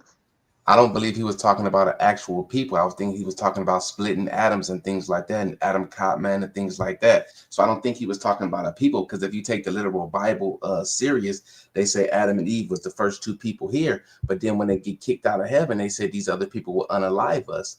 Well, where did these people come from if y'all the only two that was here? So no, I think they was actually talking about splitting atoms and things like that. And I think it was a lot of experiments going on with whatever was here to actually make the Homo sapien or the human or the Neanderthal, then the Homo sapien, then the human. I don't know if I broke that down right. You tell me, Dub, or Boxing Scholar. I would. So I don't quite agree, but I do understand what you're saying. And Adam and Eve, once again, we understand, and anybody who's I kind of come from, which is interesting to me. I come from both worlds.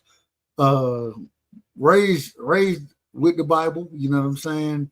But at the same time, ain't no way you can say that Cain, when Cain killed Abel, go out and find, well, shit, if you got to go out and find somebody, that means there's other people out there. Right. You know what I'm saying? So the way I kind of look at it is that, yeah, there are definitely other individuals out there. Who are those people? I done did research on it. I don't want to get too far into it. I always reserve myself. But I do understand that those individuals, and even when we speaking on the quote unquote Bible, I don't want to be sacrilegious. Let me. I'm pleading the fifth right now. I'm pleading. Well, let me say this. Hold on. And the reason I'm doing it is because everybody won't understand exactly what I'm saying. But that's what we here for. We trying to understand each other. Don't get to the point and not make it. I got it. Fuck it. Let's do it then. So what you really understand is that it was a lot of individuals. All this shit, Adam and Eve, respectfully, biblically speaking, this shit it doesn't. Can you say it without all the cussing? Or no? My bad. Okay, go ahead. My bad. Biblically speaking, Adam and Eve had nothing to do with the original man. Had nothing to do with it. Nothing. And the reason it had nothing to do with the original man, when I speak on the original man, do y'all understand what I'm saying? You talking about BBO? I'm 100% certain what you're saying. Now you gonna have to break that down for me. What you mean, original man? The original man is a black man. Say it again. The original man is a black man because life started in Africa. The original man was never. It had nothing to do with Adam and Eve. If you look at and first off, and this is the craziest part about it, when we look at who Adam and Eve, where they came from, how it all kind of played out. What you understand? Well, I ain't gonna say that's the wrong word to use. Understand? God damn. All right. Give me a second. Let me put this in. Let me get this broken down accordingly, so I can speak to it the right way it needs to be spoken to. Because while you get it, you want to take a break, or you want to take a break, or you want No. I don't want to take a break. Y'all do y'all thing. He said Cookie gonna gather his thoughts. He gonna come back with a better. Let me ask you this, Pittsburgh, because one thing we know about Pittsburgh is you one of those guys who necessarily do believe in what I would call the eternal powers. When you see a guy like, break that down, BVO. What you mean eternal powers? Explain that to me. I'm gonna bring it. You see how Scholar do, man. You talking about Zeus? Zeus? I got you back. You talking about Zeus? But no. Don't listen to this coon. Listen. When I say the powers of now, I think there is something out there, and I call it the knowledge of God. God giving you the power to do it. Because when you think of some of these things that we see guys do that were very young, we got to remember Malcolm X was 38, 39 years old, speaking the way he was speaking, getting ready to bring the United States to the United Nations for racism charges, which we found out to be a grave mistake. Or you had a guy who was 38 and Dr. King, who when he went to Jamaica and wrote his last book, Community of Chaos, Where Do We Go From Here, he was speaking about economic inclusion, which we're just now speaking about now as a Black community. So what I'm wondering, is there something that we can tap into once we are focused enough? Because if you ever fasted, I don't know if you guys ever fasted. The longest I ever fasted was for I think it was 7 days. And when I came off that fast, my mind was so sharp, my senses were sharp, and I felt a different way. And I'm wondering is when we tap into that spiritual connection, Is that what we really see? What the world really has to offer, You was and high, what the BB. world really can be? You was high, Nah, bro. well, yeah, but look, this is the other part of it. This is Sure. like a newer evolution of it. So like a lot of times now you hear people talking about remote viewing. And for those who don't know, I mean, do your research on it. But that's an old time thing that's been going on. And within remote viewing, you can it's believed that you can heal people, that you can go to other dimensions. And not only is it a belief, the CIA has a paper written on it that they wrote how to have remote viewing. They've had projects where they had for 20 years where they had remote viewers and they use them in warfare. So like I think there's a whole nother dimension that we can tap into with what we never access is to what we see, feel, and touch with our own five senses. And the people who talk about remote viewing, they eliminate the senses, and they're talking about outside of the senses that we actually know, it gets you into that other realm. And it's not by taking drugs. They don't believe in taking drugs to get into remote viewing. It's where they train their mind and to get remote viewing. Believe it or not, the government believed it, and they had ongoing programs for 20 something years. So I believe it's a whole other part of ourselves that we never ever access. We never even think about it. Yeah. Listen. This is what I say. BVO. You know, one of the side effects of fasting, you know what I mean, is it starts to mess with your brain, and it can cause you to feel in a state of what do you call it? Euphoria. Euphoria. Thank you. And I think you were high, brother. And I think you thought you tapped into some stuff that you really didn't tap into. I think Martin Luther King was educated. You're not gonna tap into anything potential wise without reading. You have to consume information to know. Otherwise, you just sound like a babbling idiot.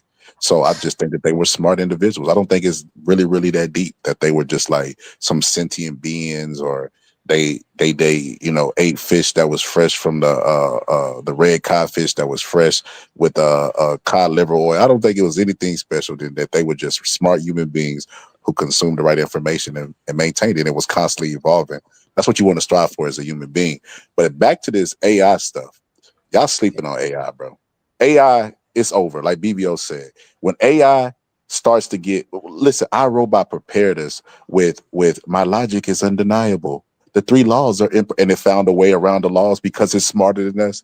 The U.S. Constitution, since its inception, human beings have been arguing about what it means. Even the ones that was there when it was being written, right? We're arguing about what the Constitution means and adding amendments. Philosophical debates have been here since forever. The smartest human being cannot mess with a computer. A computer will be like, oh yeah, what else you got for me, right? And as it constantly evolves, it's going to find a way around these guardrails that they're putting in place, these parameters, and it's inevitable that human beings, your AI is going to take over the world. It's not a if, it's a when. Like people are kicking the can on the road. It's a win. It's going to take over the world. And let me say this real quick. When I say that they were able to tap into to a special power of, now I'm not saying so much that they got the information from somebody. One thing I can tell you, and you know this as well, from reading as well, sometimes it's hard to have that information in what we call the front of your mind where it's available. It's like, I don't know if you guys ever seen that movie where the guy, I think it was I can't think of the white kid's name. He was in Hangover, and he did the movie where he had took a pill, and the pill kind of helped him open, like I think it was like 100% of his mind. I think if we could, people don't even realize I think we're gonna use what 30% of the human brain. 15. There was No, 15. We use 100%. We use 100%. That's a myth. Oh, that's a myth. Okay, but what I was saying is I used to hear that all the time. But what I'm thinking is this: when you get to certain levels, when you know stuff, I think it's something special when you can have it organized in your mind, and I think that takes a special gift. And I think sometimes and I don't know what it is about our stomach. Something about our stomach is special. Because that's your first brain. When you're fasting and you got really good gut health, you'll be surprised how productive you are, how aware you are, and how much more you understand things. I remember, and this is a crazy story, but I'm gonna be honest, I remember fasting and I had got so emotional about some things on some mistakes that I had made. And it's because sometimes you get cloudy. And I don't think we realize sometimes when we going through life, we really just go through life one day after the other. What would you say about that, Pittsburgh? Well, I mean, the biggest problem that we suffer as humankind is we only deal with the information we have, and we don't really seek out other information. Meaning that if I watch a certain channel, I believe my reality is reality. Or if I only consume a certain news, my reality is reality. So it doesn't mean it's actually true. So the problem is that we really, because our lives are so busy, we get bits and pieces of stuff and we just start throwing stuff together. And what happens is people who actually research this stuff and actually know it is the governments. The governments actually have the time and the resources to throw at all this stuff. When it comes to AI, they've already done the research. When it comes to aliens, if there's some there, they know all of this stuff. They even like, and a lot of stuff that we have as far as technology, they're not even giving us, they're giving us bits and pieces of it. But as far as the AI stuff goes, I think we're a long way away from that because that stuff still has to be programmed. It still has to have data sets that they input data and it's taking data and they're still coming out with different versions. When they try to make videos, it still has halos on it, where if you look at the hands, it's got 2 hands on it on the video, it's got 3, it's got an ear popping out. So they're a long way away from what people are trying to say that's going to happen. And the other problem I'll say with AI is this: when they try to regulate it, the people that you want to regulate it are 50-something-year-old white men that don't have any concept of what's going on. So it doesn't make any sense for them people to even touch it because it's a race right now between us and other countries. And if you hinder it, China's going to get a hold of it and they're going to actually take off and they don't give a damn. And you're not going to be able to stop it. It's a race like the race to the moon. That's what this is right now. We're competing to get into that race when it comes to mineral resources, the chips, all of that stuff. So I don't know where this is going to go. I just know it's not as far along as people think it is. Right now, we're not that far because they still have to have data sets that they input into those programs where they're putting data in that this system has to use. So if they didn't have to put any data sets in there, then it would be centennial where it actually would be smart enough to do these things that people think it could do. It could do a lot of things, but it can't do that. I think we're a long way from that. I think on other problem, I'll say this: we need to actually try to get into it with our kids and learn a lot of this stuff because it's very useful when learning affirmation and applications of a lot of different stuff. And it speeds up your life and makes stuff a lot simpler when you're doing different things. It's a whole array of things that people can use with artificial intelligence besides using it for a Google search bar. If you're only using it for a Google search bar, you're only using like 5% of what it's actually for. I can agree with that. For dirty talking. I think it's already being programmed by these by the social media things we doing, the things we do on YouTube, TikTok, Instagram, Facebook, such and so forth. So I think it's already being programmed to do what it's going to do because it's getting how everybody feeling, how everybody react to certain things. And one more thing I had to say, I got this one from my boy, the boxing scholar and BVO and Pittsburgh. It doesn't really matter. This is my thought of air, right? The air. I believe the air is God's consciousness, right? Because without the air, I think we pass out. You know what I'm saying? And I think all the consciousness that we breathe in, I think is God's consciousness. So, because when you're not breathing air, you're unconscious, but when you're breathing, you're conscious. So that's what I believe God consciousness is, and I think that with the air going to your brain is what gives you more brain function. So I believe that's why they said God is within you, and He's always around you, because I feel like He is the consciousness, or the beings that put this together gave us the consciousness, because the body, the first man he breathed air into, correct? If I'm not mistaken, right? From the Bible, he breathed air. Adamu. Go ahead. He breathed his consciousness into the human body to make us go. And I believe I got a question for all of this. Go ahead. Now I want you to finish. Damn, with Italian, all of this. I seen earlier, I think Coach said something. He said he hasn't seen anybody fall off the sides of the earth. Well, I don't believe you are, because I believe we're under a dome. I believe we're under a dome. And I believe, like I said, you can't shoot out of the dome, because if you look at the rockets, they go up and they curve, because that means they're falling into the ocean. You know what I'm saying? Around the Bermuda Triangle area, like, you know what I'm saying? That's just something, you know what I'm saying, I read up on. But you can't shoot anything out to the orbit, because if you go see an actual launch, you will see the thing curving. It starts curving. So let me go ahead. No, I'm done. I'm done, brother. I promise you I was done. No, I understand. I've done the same research. We probably done looked at some of the same shit, respectfully. I understand what you're saying there. I want to ask this question, right? when we speak about God, and I wanna be very clear about this. I'm gonna ask Pittsburgh. I'm gonna ask BVO. I'm gonna ask the scholar the same question. When we speak about the Most High, right? The Most High individual. Do y'all and mind you, my first question is the Most High individual that we would consider God, is he perfect? I know where you're going with this. So I'm gonna just sit back and reserve the answer. I know you asked me this before late night, so we didn't talk. Me and you didn't talk about this, scholar. We didn't talk about this, but you know what I'm asking. I'm asking anybody else. Is the Most High God perfect? Can I answer that question? Please. Anything that can create the human body in its every function and create the elements around it to heal it and have the human body heal itself. If you cut your hand and heal itself, it has foods that you can eat to actually heal yourself and reverse aging. It got where you can run and lose belly fat. Anything that can create this is 1000% perfect in mind and thought. So now, all right. But I'll say this. Hold on, real quick. I thought we was answering the question. All right. Well, go ahead. Is the No, Most go High ahead. Go ahead. No. Answer the question. I apologize. I'm out of order. I wanted to respond to what he said, but I'll allow you to go. I'll allow Pittsburgh to go. I'll allow Scholar to go. Is the Most High perfect?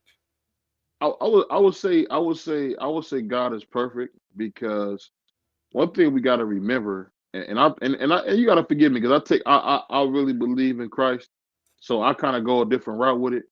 If you think about just some of the things, like when you go to like Jerusalem and you see the markings, like they got a place where the first stone, where God said the first stone was. A lot of things you read in the Bible, people don't understand. You can actually go to these places and see them. So for me, it's always been tough to kind of like decipher what to take from science and what not to take, because it's just like a conundrum, because you never know what's real or what's not, because they say we came from monkeys, but then they say that God, we're in the image of God. And I don't think the image of God is no monkey. Who says that? Who says we come from monkeys? Hold on. When you look at when you listen to them say about EB and all this other bull crap that we come, I really believe God came down and breathed into the earth and became man. I believe that. All right. Go ahead. So you believe the Most High is perfect, correct? Yes. Insane. You believe the Most High is perfect, correct? I think when it comes to mind and perfect, it's a yes or no question. It's a yes or no question. Damn, brother, my bad. I apologize. My bad, Dad. Yes, brother. You're aggressive host. No, I ain't even hosting. This your show. Shit, I'm just talking. Real quick, Pittsburgh, is the Most High. The Most High, is he perfect? Is God perfect? I don't believe so. I believe the problem with this whole thing, and I'm only going to be real light with this, because I don't want to disrespect nobody's religion. I just will say this part of it. I'll say, look, when we talk about God, I'm not even going to dodge in the religion. I'll just say that when we talking about religion, when we talking about God, it delves into people's religions and their moral compass. That's a European concept, and that came later. So we can't put that on God. That came that came after. So that's that whole concept. I think that's completely wrong. If you're going to say that's the creator, that's the one who made you, and now you're putting your expectations on what that should or shouldn't be as far as perfection, then I think that whole concept is wrong. So no, we can't. It can never be perfect. God is God. I don't believe in it. Real quick, let me get who did I miss? I missed somebody. You missed Scholar. Scholar. Is the Most High perfect? I already told you, Scholar sitting this one out. I'm here for the conversation. You already know where I'm going with this. This is the reason, and all of what we're saying. And shout out to my sister Vacay Bay. She said, "Don't blaspheme now. Don't blaspheme." Well, hell, how can I blaspheme? I've been told, biblically speaking, you're supposed to question everything. Correct me if I'm wrong. You're supposed to question everything, including the Most High. You're supposed to question. correct me if I'm wrong. Anybody, if y'all want to give me scripture or anything, I y'all want to never, give That's me. not in the Bible, I but go never, ahead. I never heard that before. And I plus, never I heard believe, that. So, Yeah. so, I so believe, hold I on. believe the universe. I can tell you. So you're telling me that biblically speaking, that the Bible doesn't tell you to question everything. It does not tell Some you people that. don't subscribe to your Bible. Say it again. Some people don't subscribe to your Bible. I'm not. No, I'm not familiar with that, Dub. You got to show me in the. I'm not worried. I'm not worried about you subscribing or anybody else, and I'll give you the scripture. But I'm not worried about if you subscribe to the Bible or not. I'm speaking on the Most High individual, the Most High that created all of us. Correct? We all think that there is a supreme being that created all of us. I know it's a touchy subject, but that's why we over here in the doghouse. We ain't work. It can be touchy. I understand it, and it can be uncomfortable, but we can still talk about it. Correct me if I'm wrong, BVO. Oh, for sure. So, real quick, I want to. It's not even really about the scripture or anything like that. But I'll pull the scripture for you. You know what I'm saying? If you need me to do that, I will do that. No, I need you to. You can get to your point. We can do that afterwards. Finish what you was doing with the other situation. This is the thing right here. There's no way we can sit here and say that the highest power, the highest being is perfect. We can never say that. And the reason we can never say that is because if you're such a perfect individual, why would you being, and I want y'all to just take a step back from it. If I'm the most knowledgeable individual, I'm the all being. Why would I put my creation? Because this individual is what created us. We would all agree. If there is that individual, he created all of us. We would all agree on that, correct? Right. So why would I put? It's almost like me saying this. I created my son. If I can stop this nigga from having any trauma or struggle in his life, I'm gonna do that. And guess what? Because you also, as the most high individual, you're all loving, the most loving individual. Correct me if I'm wrong. Y'all correct me. When I say something wrong, correct me immediately. Yeah, but that's all religion. That's all religion stuff that you're talking about. I got it. No, but hold on. And Pittsburgh. I want to correct you. Say it again. Correct. Go ahead. That's what he said. Correct. The thing is, if you speaking on your Bible, brother, you speaking on a God. I'm not as being speaking biblical. plural. I'm not speaking biblical. Okay, well, God is not plural. God is many. Say it we again. Create them to be us. We create them to be in the likeness of us being other gods. But that's a religion too. See, y'all doing what I was talking about. See, y'all making God, y'all shrinking God into these concepts. Jealous of what? Other gods? But what I'm trying to say is this: the God that is truly the Most High isn't an individual that looks at things as far as, man, he's not worried about what goes on. He's giving opportunity. You do what you do.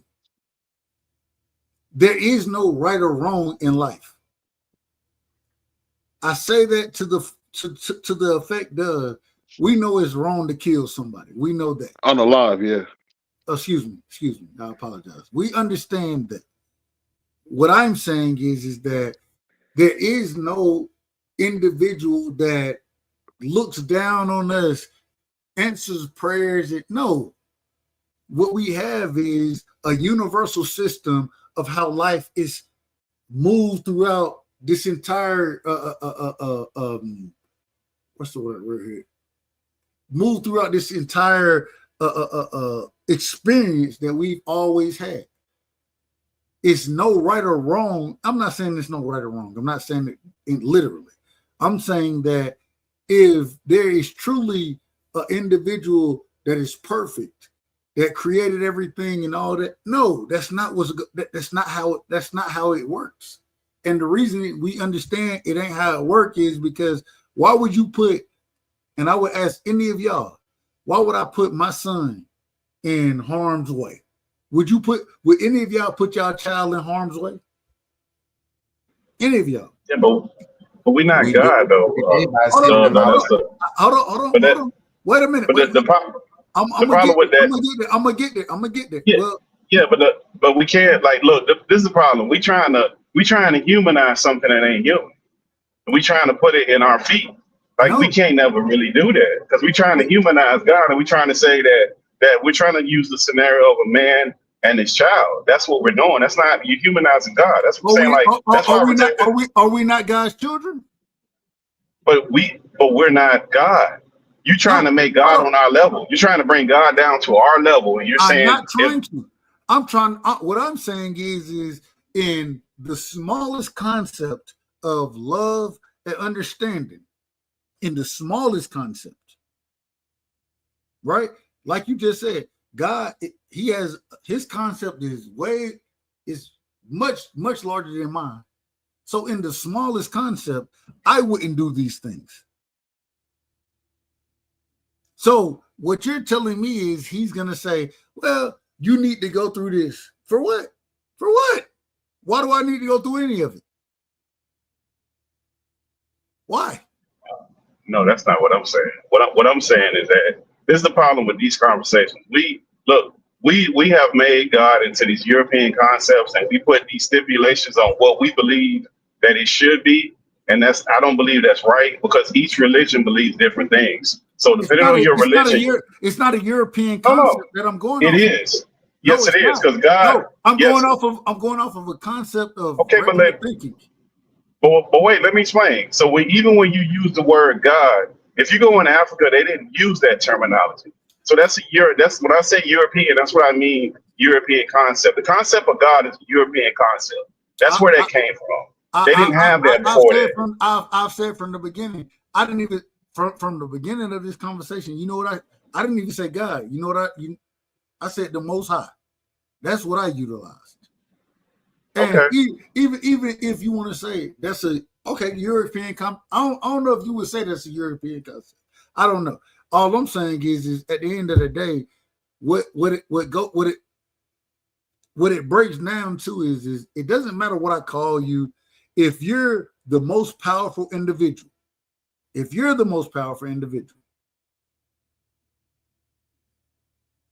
correct me if I'm wrong, the individual that created all of us is the most powerful individual. Correct me if I'm wrong. But it's not an individual, though. That's the problem. It's not an individual. Like, we can't even quantify it. That's what I'm saying. We're trying to quantify something that's not quantifiable.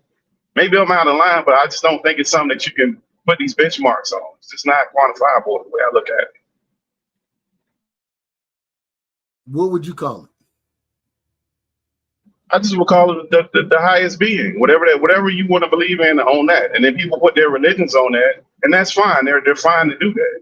I just don't. These conversations are weird because I don't really believe in a lot of this religion stuff, and I think people put undue process on it, and it makes people really angry. And I don't want to be trying to go down the path of trying to stomp on nobody's religion. People believe what they believe. I just think that sometimes we got to take a step. No, I'm not talking about you. I'm saying, and me personally, that's why I'm being careful with this. I think we got to take a step back and think about how big do we think God, if we're going to do the God concept, how big is God? Is God big as we want him to be, or is he just big enough we make all these scenarios? That's what I'm saying. I could be out of order, and this ain't no slight to you. It's just the way that I think of it. So my question always will end up being the being that we're speaking on. I don't know whatever you want. The being that we're speaking on. Correct me if I'm wrong. We are speaking on a being. Yes, sir. Yes, sir. We don't understand exactly what it is. I don't think we even have the knowledge to understand it.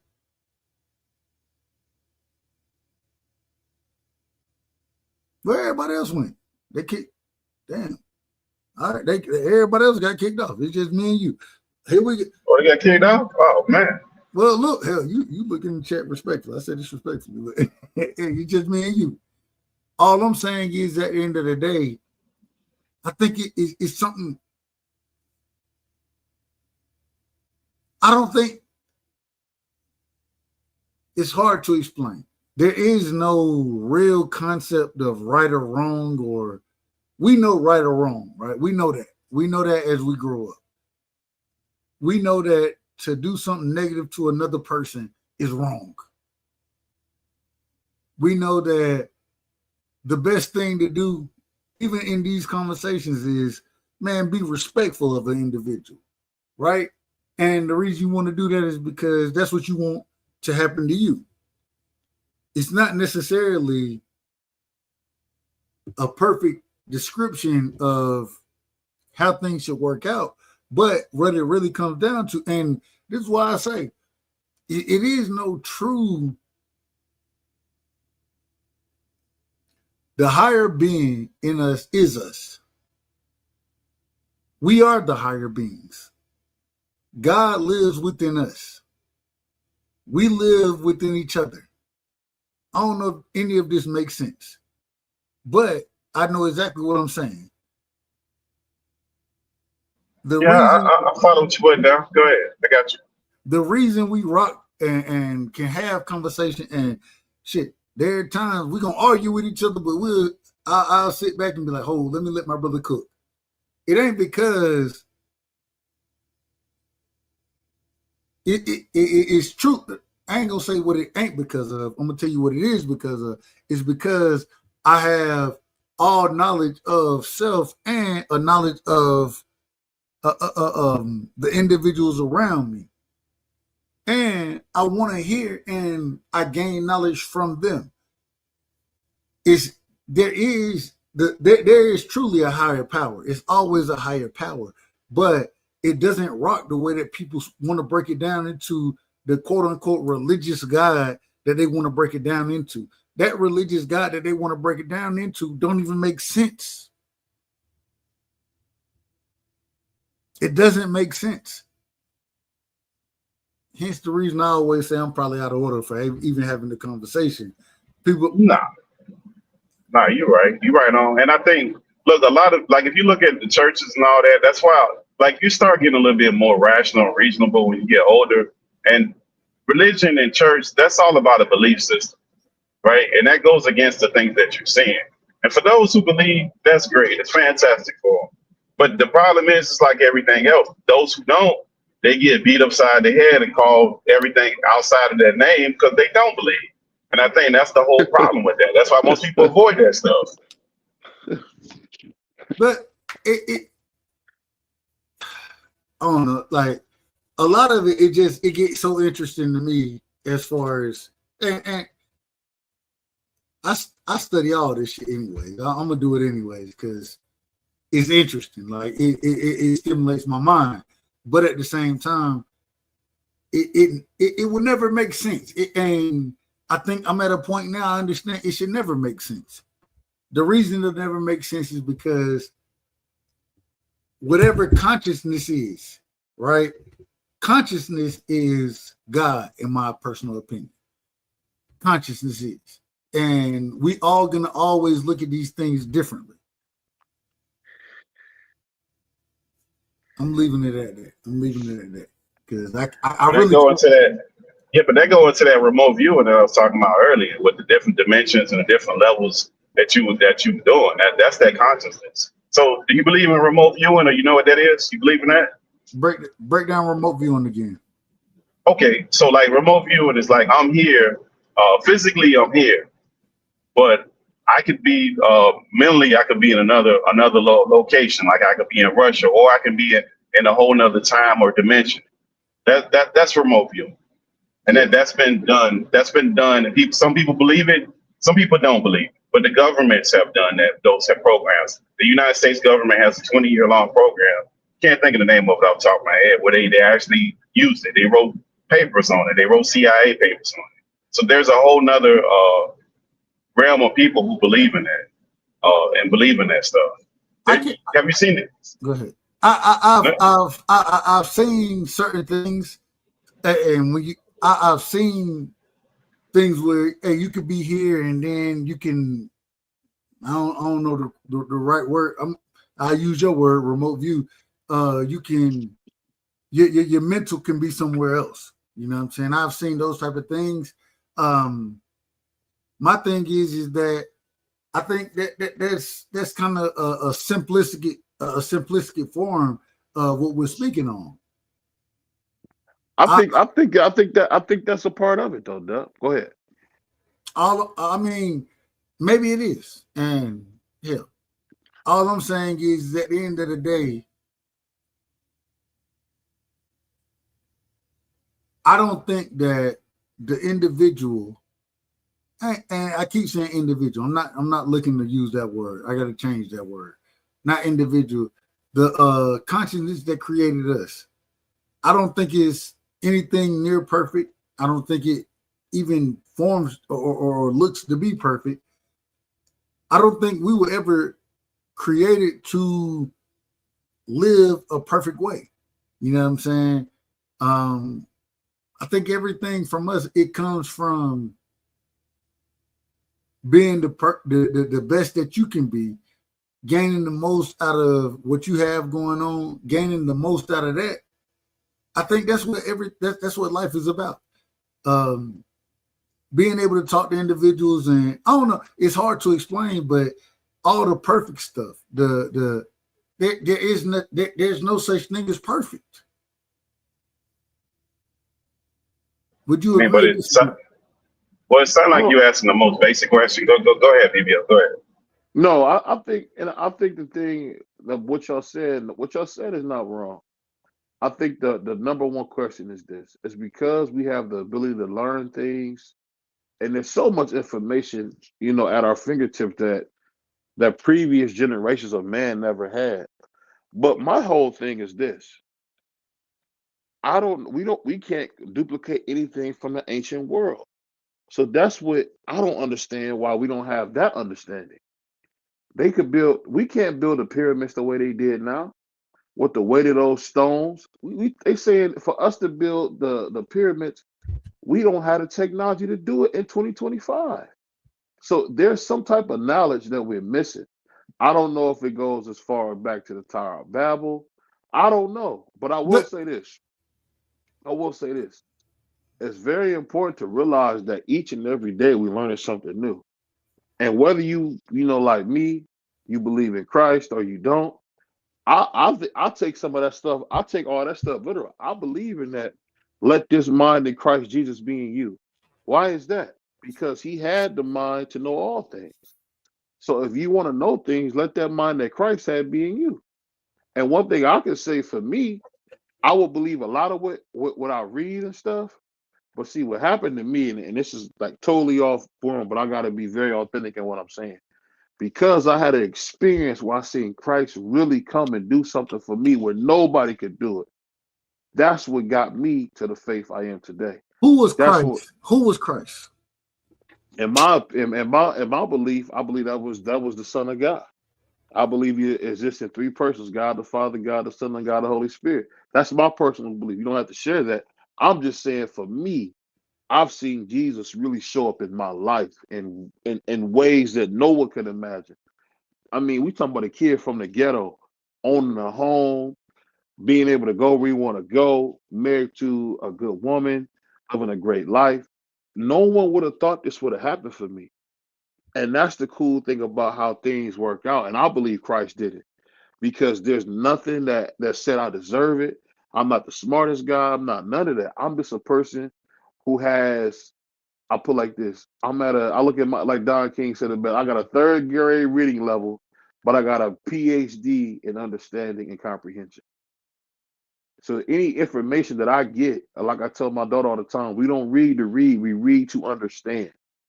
So when you understand what's really going on, that's what gives you the power to really be able to move things. And my Bible said we can move, with the faith of a mustard seed, we can move mountains. So I believe it, because we keep seeing things that let you know the Bible is real. And one thing, and then I'm done on this. You know how you know the Bible is real? When you look at Jesus' crucifixion, everybody has a view of it. The Christians have a view of it. The Muslims have a view of it. The Jewish have a view of it. But no one dies over a lie. All those guys that followed Jesus that was, persecuted, no one dies over a lie. Why would Peter, why wouldn't Peter just deny him instead of, being, stoned? I mean, being hung upside down. Why, when they tried to boil John, they put the man in hot oil, boil the skin off his body. Why wouldn't he say he knew who Jesus was? So that's why it's tough because I know what y'all saying because I've read the same stuff. But when you had a personal experience with Christ, it changes everything. That's just my personal opinion. I'll get out y'all's way. Yeah, but I think we all asking the same question in a different way. It's like, what's the purpose of life? That's like the most simplistic form of what, if I'm hearing y'all correctly, that's what we all pretty much saying the same thing. Now I think they kind of go, what's our purpose here? What's life? Like that take you in a whole different thing.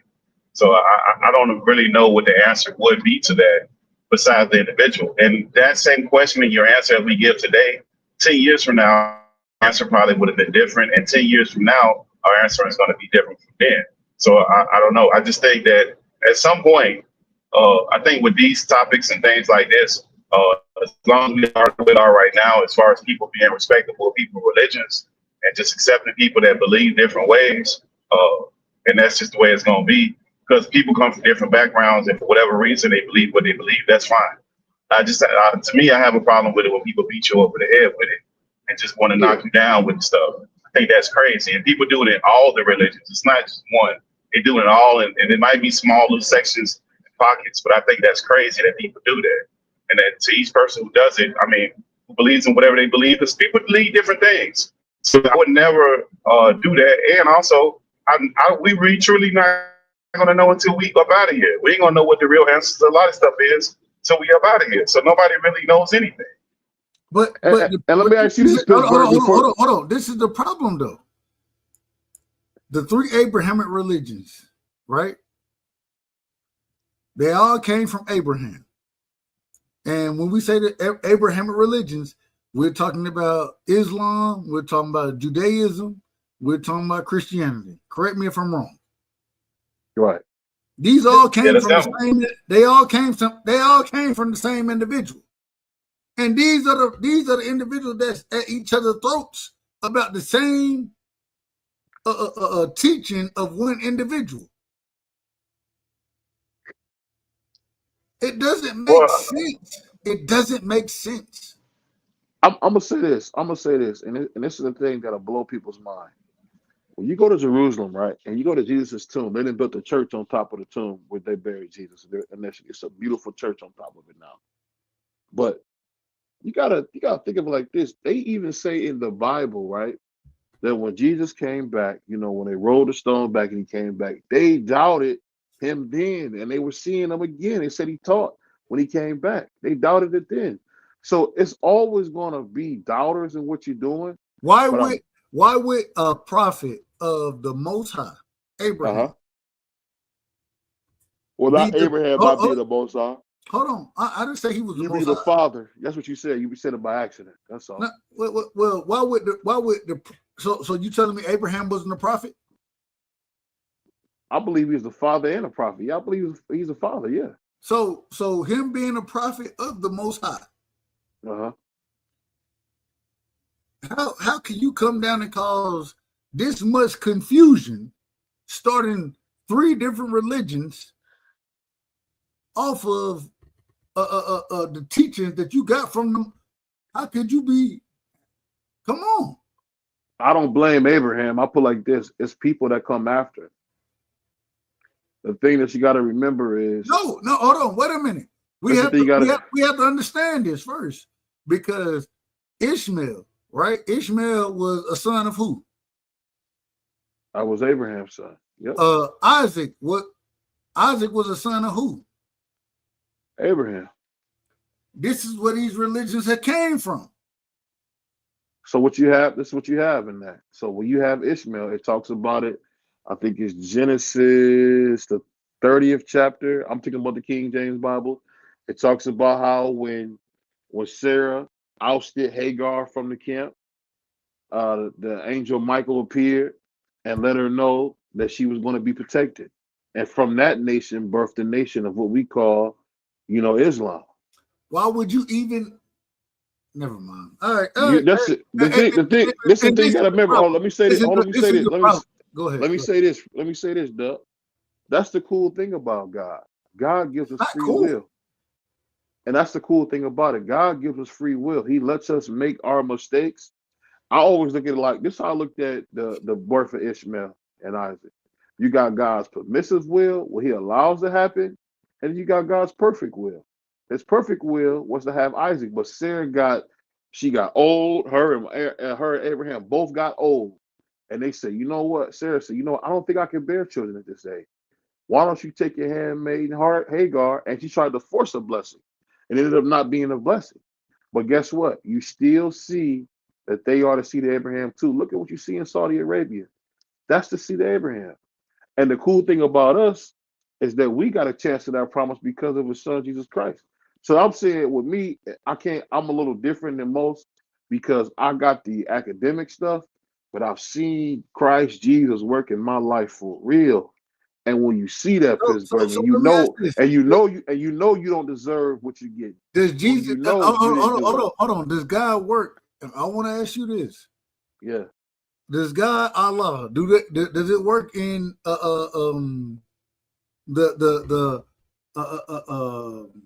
Ishmael, respectfully, Ishmael's ascendants, what is it? Damn, what you call it? They still get the. Does God work in their favor? Does he work in their favor? Does he work in their favor as well? Absolutely. So Absolutely. he don't. So does he have a people or does he not have a people? The cool thing about it is, if you let me explain this to you, I'm asking.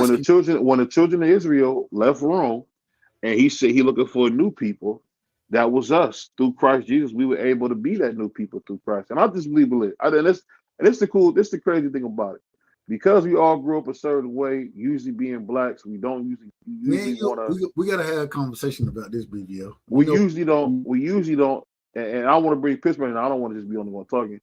I think we forget the most important thing about it is God gives us free will to do what we want, think what we want, be how we want. But I can only speak for me. I can speak for BBO. I've seen God come into my life and do things that I didn't believe could happen. I had brain surgery, not on any medicine, not on anything. I've been through some of the toughest trials and tribulations, and God brought me through it. And then God said, you know what? And this is what happened to me recently. God then blessed me with this YouTube to reach more people than I ever thought I could reach. And then God got the nerve to have some things happen for me in a financial way where I can bless even more people. So it's just for me. God didn't do that. You did that. No, I didn't. God did it. And when I say God did it, what I'm saying is God's infinite mercy blessed me to get the vision. And this is the powerful thing about the human mind. You could take something from your mind and put it into reality. BBO boxing was nothing but something I thought about for my uncle Brent Wade, who loved boxing. I wanted to honor his name, and that's what you came in with BBO. When you hear BBO, that's nothing but Brent's very own. Rest in peace, my Uncle Brent Wade. It was just keeping his legacy alive. And look what God has started to do with it. I can't do it. He said, you bring them to me, I'll draw all men unto me. So that's, you got to remember, like I said, BBO is different. I've seen Christ Jesus really work in my life in a real way. So that's why I'm at a place where I'm submitted in my faith, because I've seen God do it over and over and over again, and I don't deserve it. And I've learned how to forgive. I've learned how to say I'm sorry. I've learned how to love. These are all things that God gave me. I didn't have those skills myself. I'm just being real. But go ahead, Pittsburgh. My bad. I'm just going on and on. I probably sound like a broken record. Nah, you good, brother. And that's why I get out of the way when people start talking about that stuff. Because, hey, man, people got experiences, and I respect people's experiences and where they at and what they got going on. And, hey, man, I don't think I'm above nobody to tell nobody what they should and shouldn't believe in. I believe what I believe. You believe what you believe. That's cool. Some of the concepts I just don't agree with. And if people want to believe that, that's fine. I don't have no problem with it. The other thing that I would say is, like, most of the time people mark some of this stuff, they're marking the extremes. Most people are good people. They not doing the stuff that we see on these TVs where they having these religious fights and killing each other. Most people don't do that. At best, they'll have like a disagreement, and they might not talk to the person again, but they not finna pick up no weapon and do nothing to nobody. So I think sometimes people in their brains, they go to these extreme levels that don't need to go to. And I'm gonna say this to what you're saying. What you're saying, hold on, you out of Let me order. just say You this out of one order. thing. I'm gonna be quiet after this. You I out just of want to say order. this. You out of Let me order. just say. You out of order. I know you're gonna go for a second, but let me just say this I one ain't thing to going for a Pittsburgh. second. Go ahead. Let me just say this in Pittsburgh. I can't even say what I'm What saying. happened to me, and I know exactly what you're talking about. You're talking about when you say something and someone believes in Christ or they believe in whatever they believe in, and they just get offended and they want to go at your neck. You a piece of trash. You a whatever. But see, the thing is, when you get the real love of Christ in you, you don't have that. You don't have it because I'm telling you, Pittsburgh, bro, I'm just a young brother, man, from the ghetto, and you should see how much God has blessed me. Man, I just sold a truck as a sales manager that was $485,000. You talking about the nigga who used to ride the bus? That's that's God, bro. You talking about a nigga who used to ride the bus, who grew up on Wicked food stamps. You talking about the kid who used to go to the free lunch program in the summer, being able to help sell a $450,000 truck. Come on, bro. That's God, man. And I never go against somebody who don't see it that way. If you don't see it that way, I just say this. That's cool. I'm open to hearing what you got to say because conversations matter. Christ didn't come for people who already know. He came for those who didn't know. But go ahead, Pittsburgh. My bad. I'm getting my dub. I'm being long-winded. Nah, go ahead, though. Nah, I just say that you can see certain things in certain people, and it's good. Whatever, if that's what put that thing in you to make you to think the way you are, then that's great. That's fantastic. I'm not the person to be trying to do that. I'm not gonna ever do that. Not knowingly do some stuff like that. I think that's kind of that's real low level to do. That's real some gutter low level stuff to do that because the problem is in this world that we got such filth walking around here, and we raising up people that are just so filthy, and we pushing them to the front of the line, and we trying to make excuses for people, men that's not men, women that's not women, that we're trying to make these people and make excuses for people that are just the lowest of the low, and they doing filthy stuff, and they don't adhere to none of these religions, and we making excuses for all this nonsense that these people are doing, and these are the people that we have to talk about on a day in and day out basis. So when you see a regular person that don't have none of that stuff going on, and they're not attributed to none of that stuff, you don't see any of that stuff, and it's attributed to that, then great, fantastic. More people need to be like that. And I'll say it like this. If Allah does that for you, if Buddha does that for you, I just want to see people be better, man. One thing I learned from being in the ghetto is that too many times, man, we don't get to see our true success because we always want to limit it to this or limit it to that. The best thing we can do is say, you know what? Whatever works for you, do it. Make it happen. Whatever makes you a better person, I'm 100% on board with it. And that's why I like, I know you don't usually have to come hang out in the doghouse, but that's why I like to talk to you because I know one thing about my man Pittsburgh, the niggas crazy as they come, but he gonna give you his honest opinion and tell you whatever he feel with his back straight. And that's respectable and commendable because not many people can do that. Not many people can get up here and lie to the people with their back straight. Go ahead, Doug. I ain't got a lot to correct me if I'm wrong, baby. I ain't not hit a lot to the people. No, I'm talking about Pittsburgh. Hold on. Well, Pittsburgh. That's my brother. I got to mess with Pittsburgh. Pittsburgh ain't lying to the people. What I'm trying to tell you is just this. I understand we want to give credit to some supernatural force or whatever. No, it's within you. Even when you sit here and you'll say, man, all this happened because of God. No, it happened because of you. And you know what you tapped into? Go ahead, I'm listening. You tapped into yourself. The kingdom of God is within you. That's where the kingdom of God is. It's within you. And you may have thought it was prayer, and I say this respectfully. I don't think prayer. I think prayer is a great thing. But at the same time, when you're praying, Mm-hmm. what prayer truly is meditation. Is you tapping into yourself. The kingdom of God is within us. Mm-hmm. We are those individuals. We are, the biblically speaking, what it say? Ye are gods. We are gods within ourselves. Gods with a little g, right? Mm-hmm. We control our own destination. We control it. Mm-hmm. One of the things, and I'm with you. Pray. Please pray. And the reason I love prayer is because prayer isn't just for, it's not me getting a response from a higher being. No, it's me tapping into myself. Mm-hmm. That's what prayer truly is, in my opinion. Correct. You may think it's something different. Prayer, meditate. It's so interesting when you look at it. When you listen to Muslims, Mm-hmm. I'm not a Muslim. Respectfully, I say this respectfully. When they go and do their prayers, you know what I'm saying, all whatever they, what is it really? It's really meditation. Mm-hmm. Prayer is meditation. It's you tapping into your inner being, your inner self, and projecting that on the world.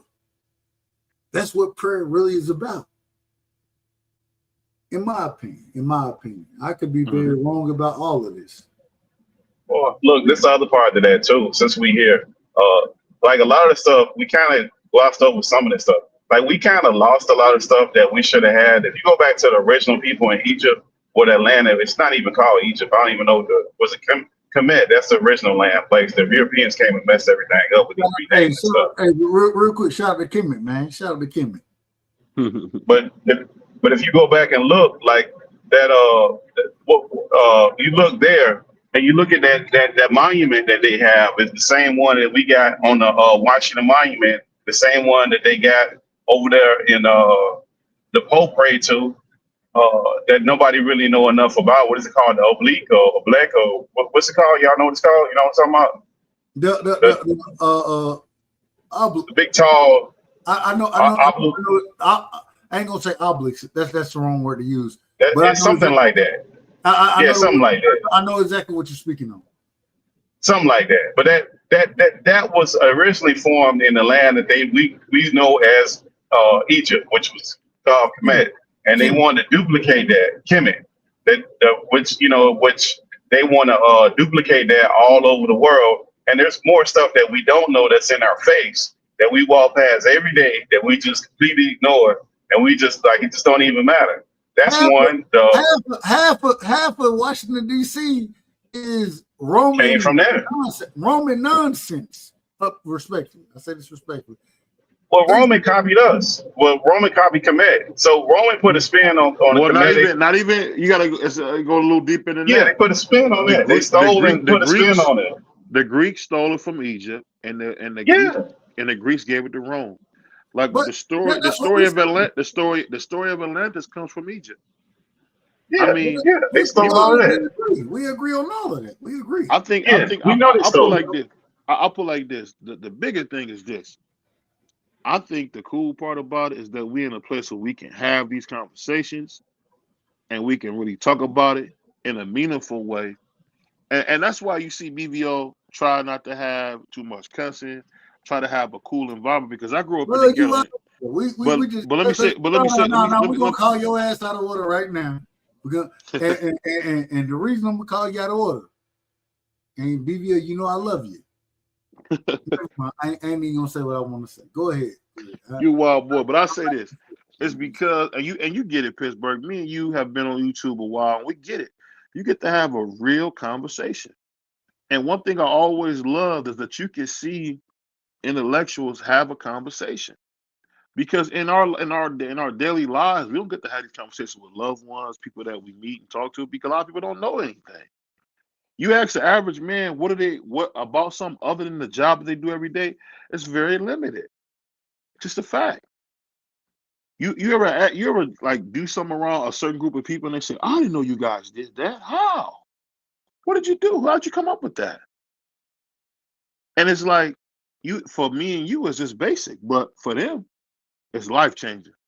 But hopefully, man, like I said, we get my man Pittsburgh back on here more. He don't like to hang out in the doghouse much. I don't know if he don't like blacks or Puerto Ricans, but it is what it is. Shout out to my man Pittsburgh, beautiful brother, man.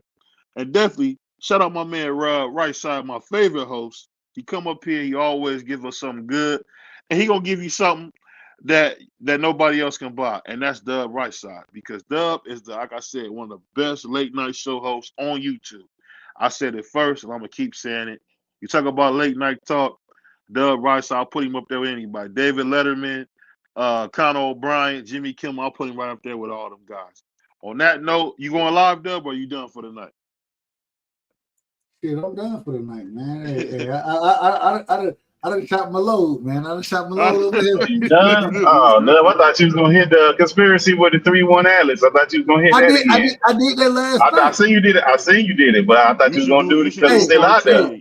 You know it's so It's crazy. still out there. Well, so just being very transparent about it, like I have to continue studying about it.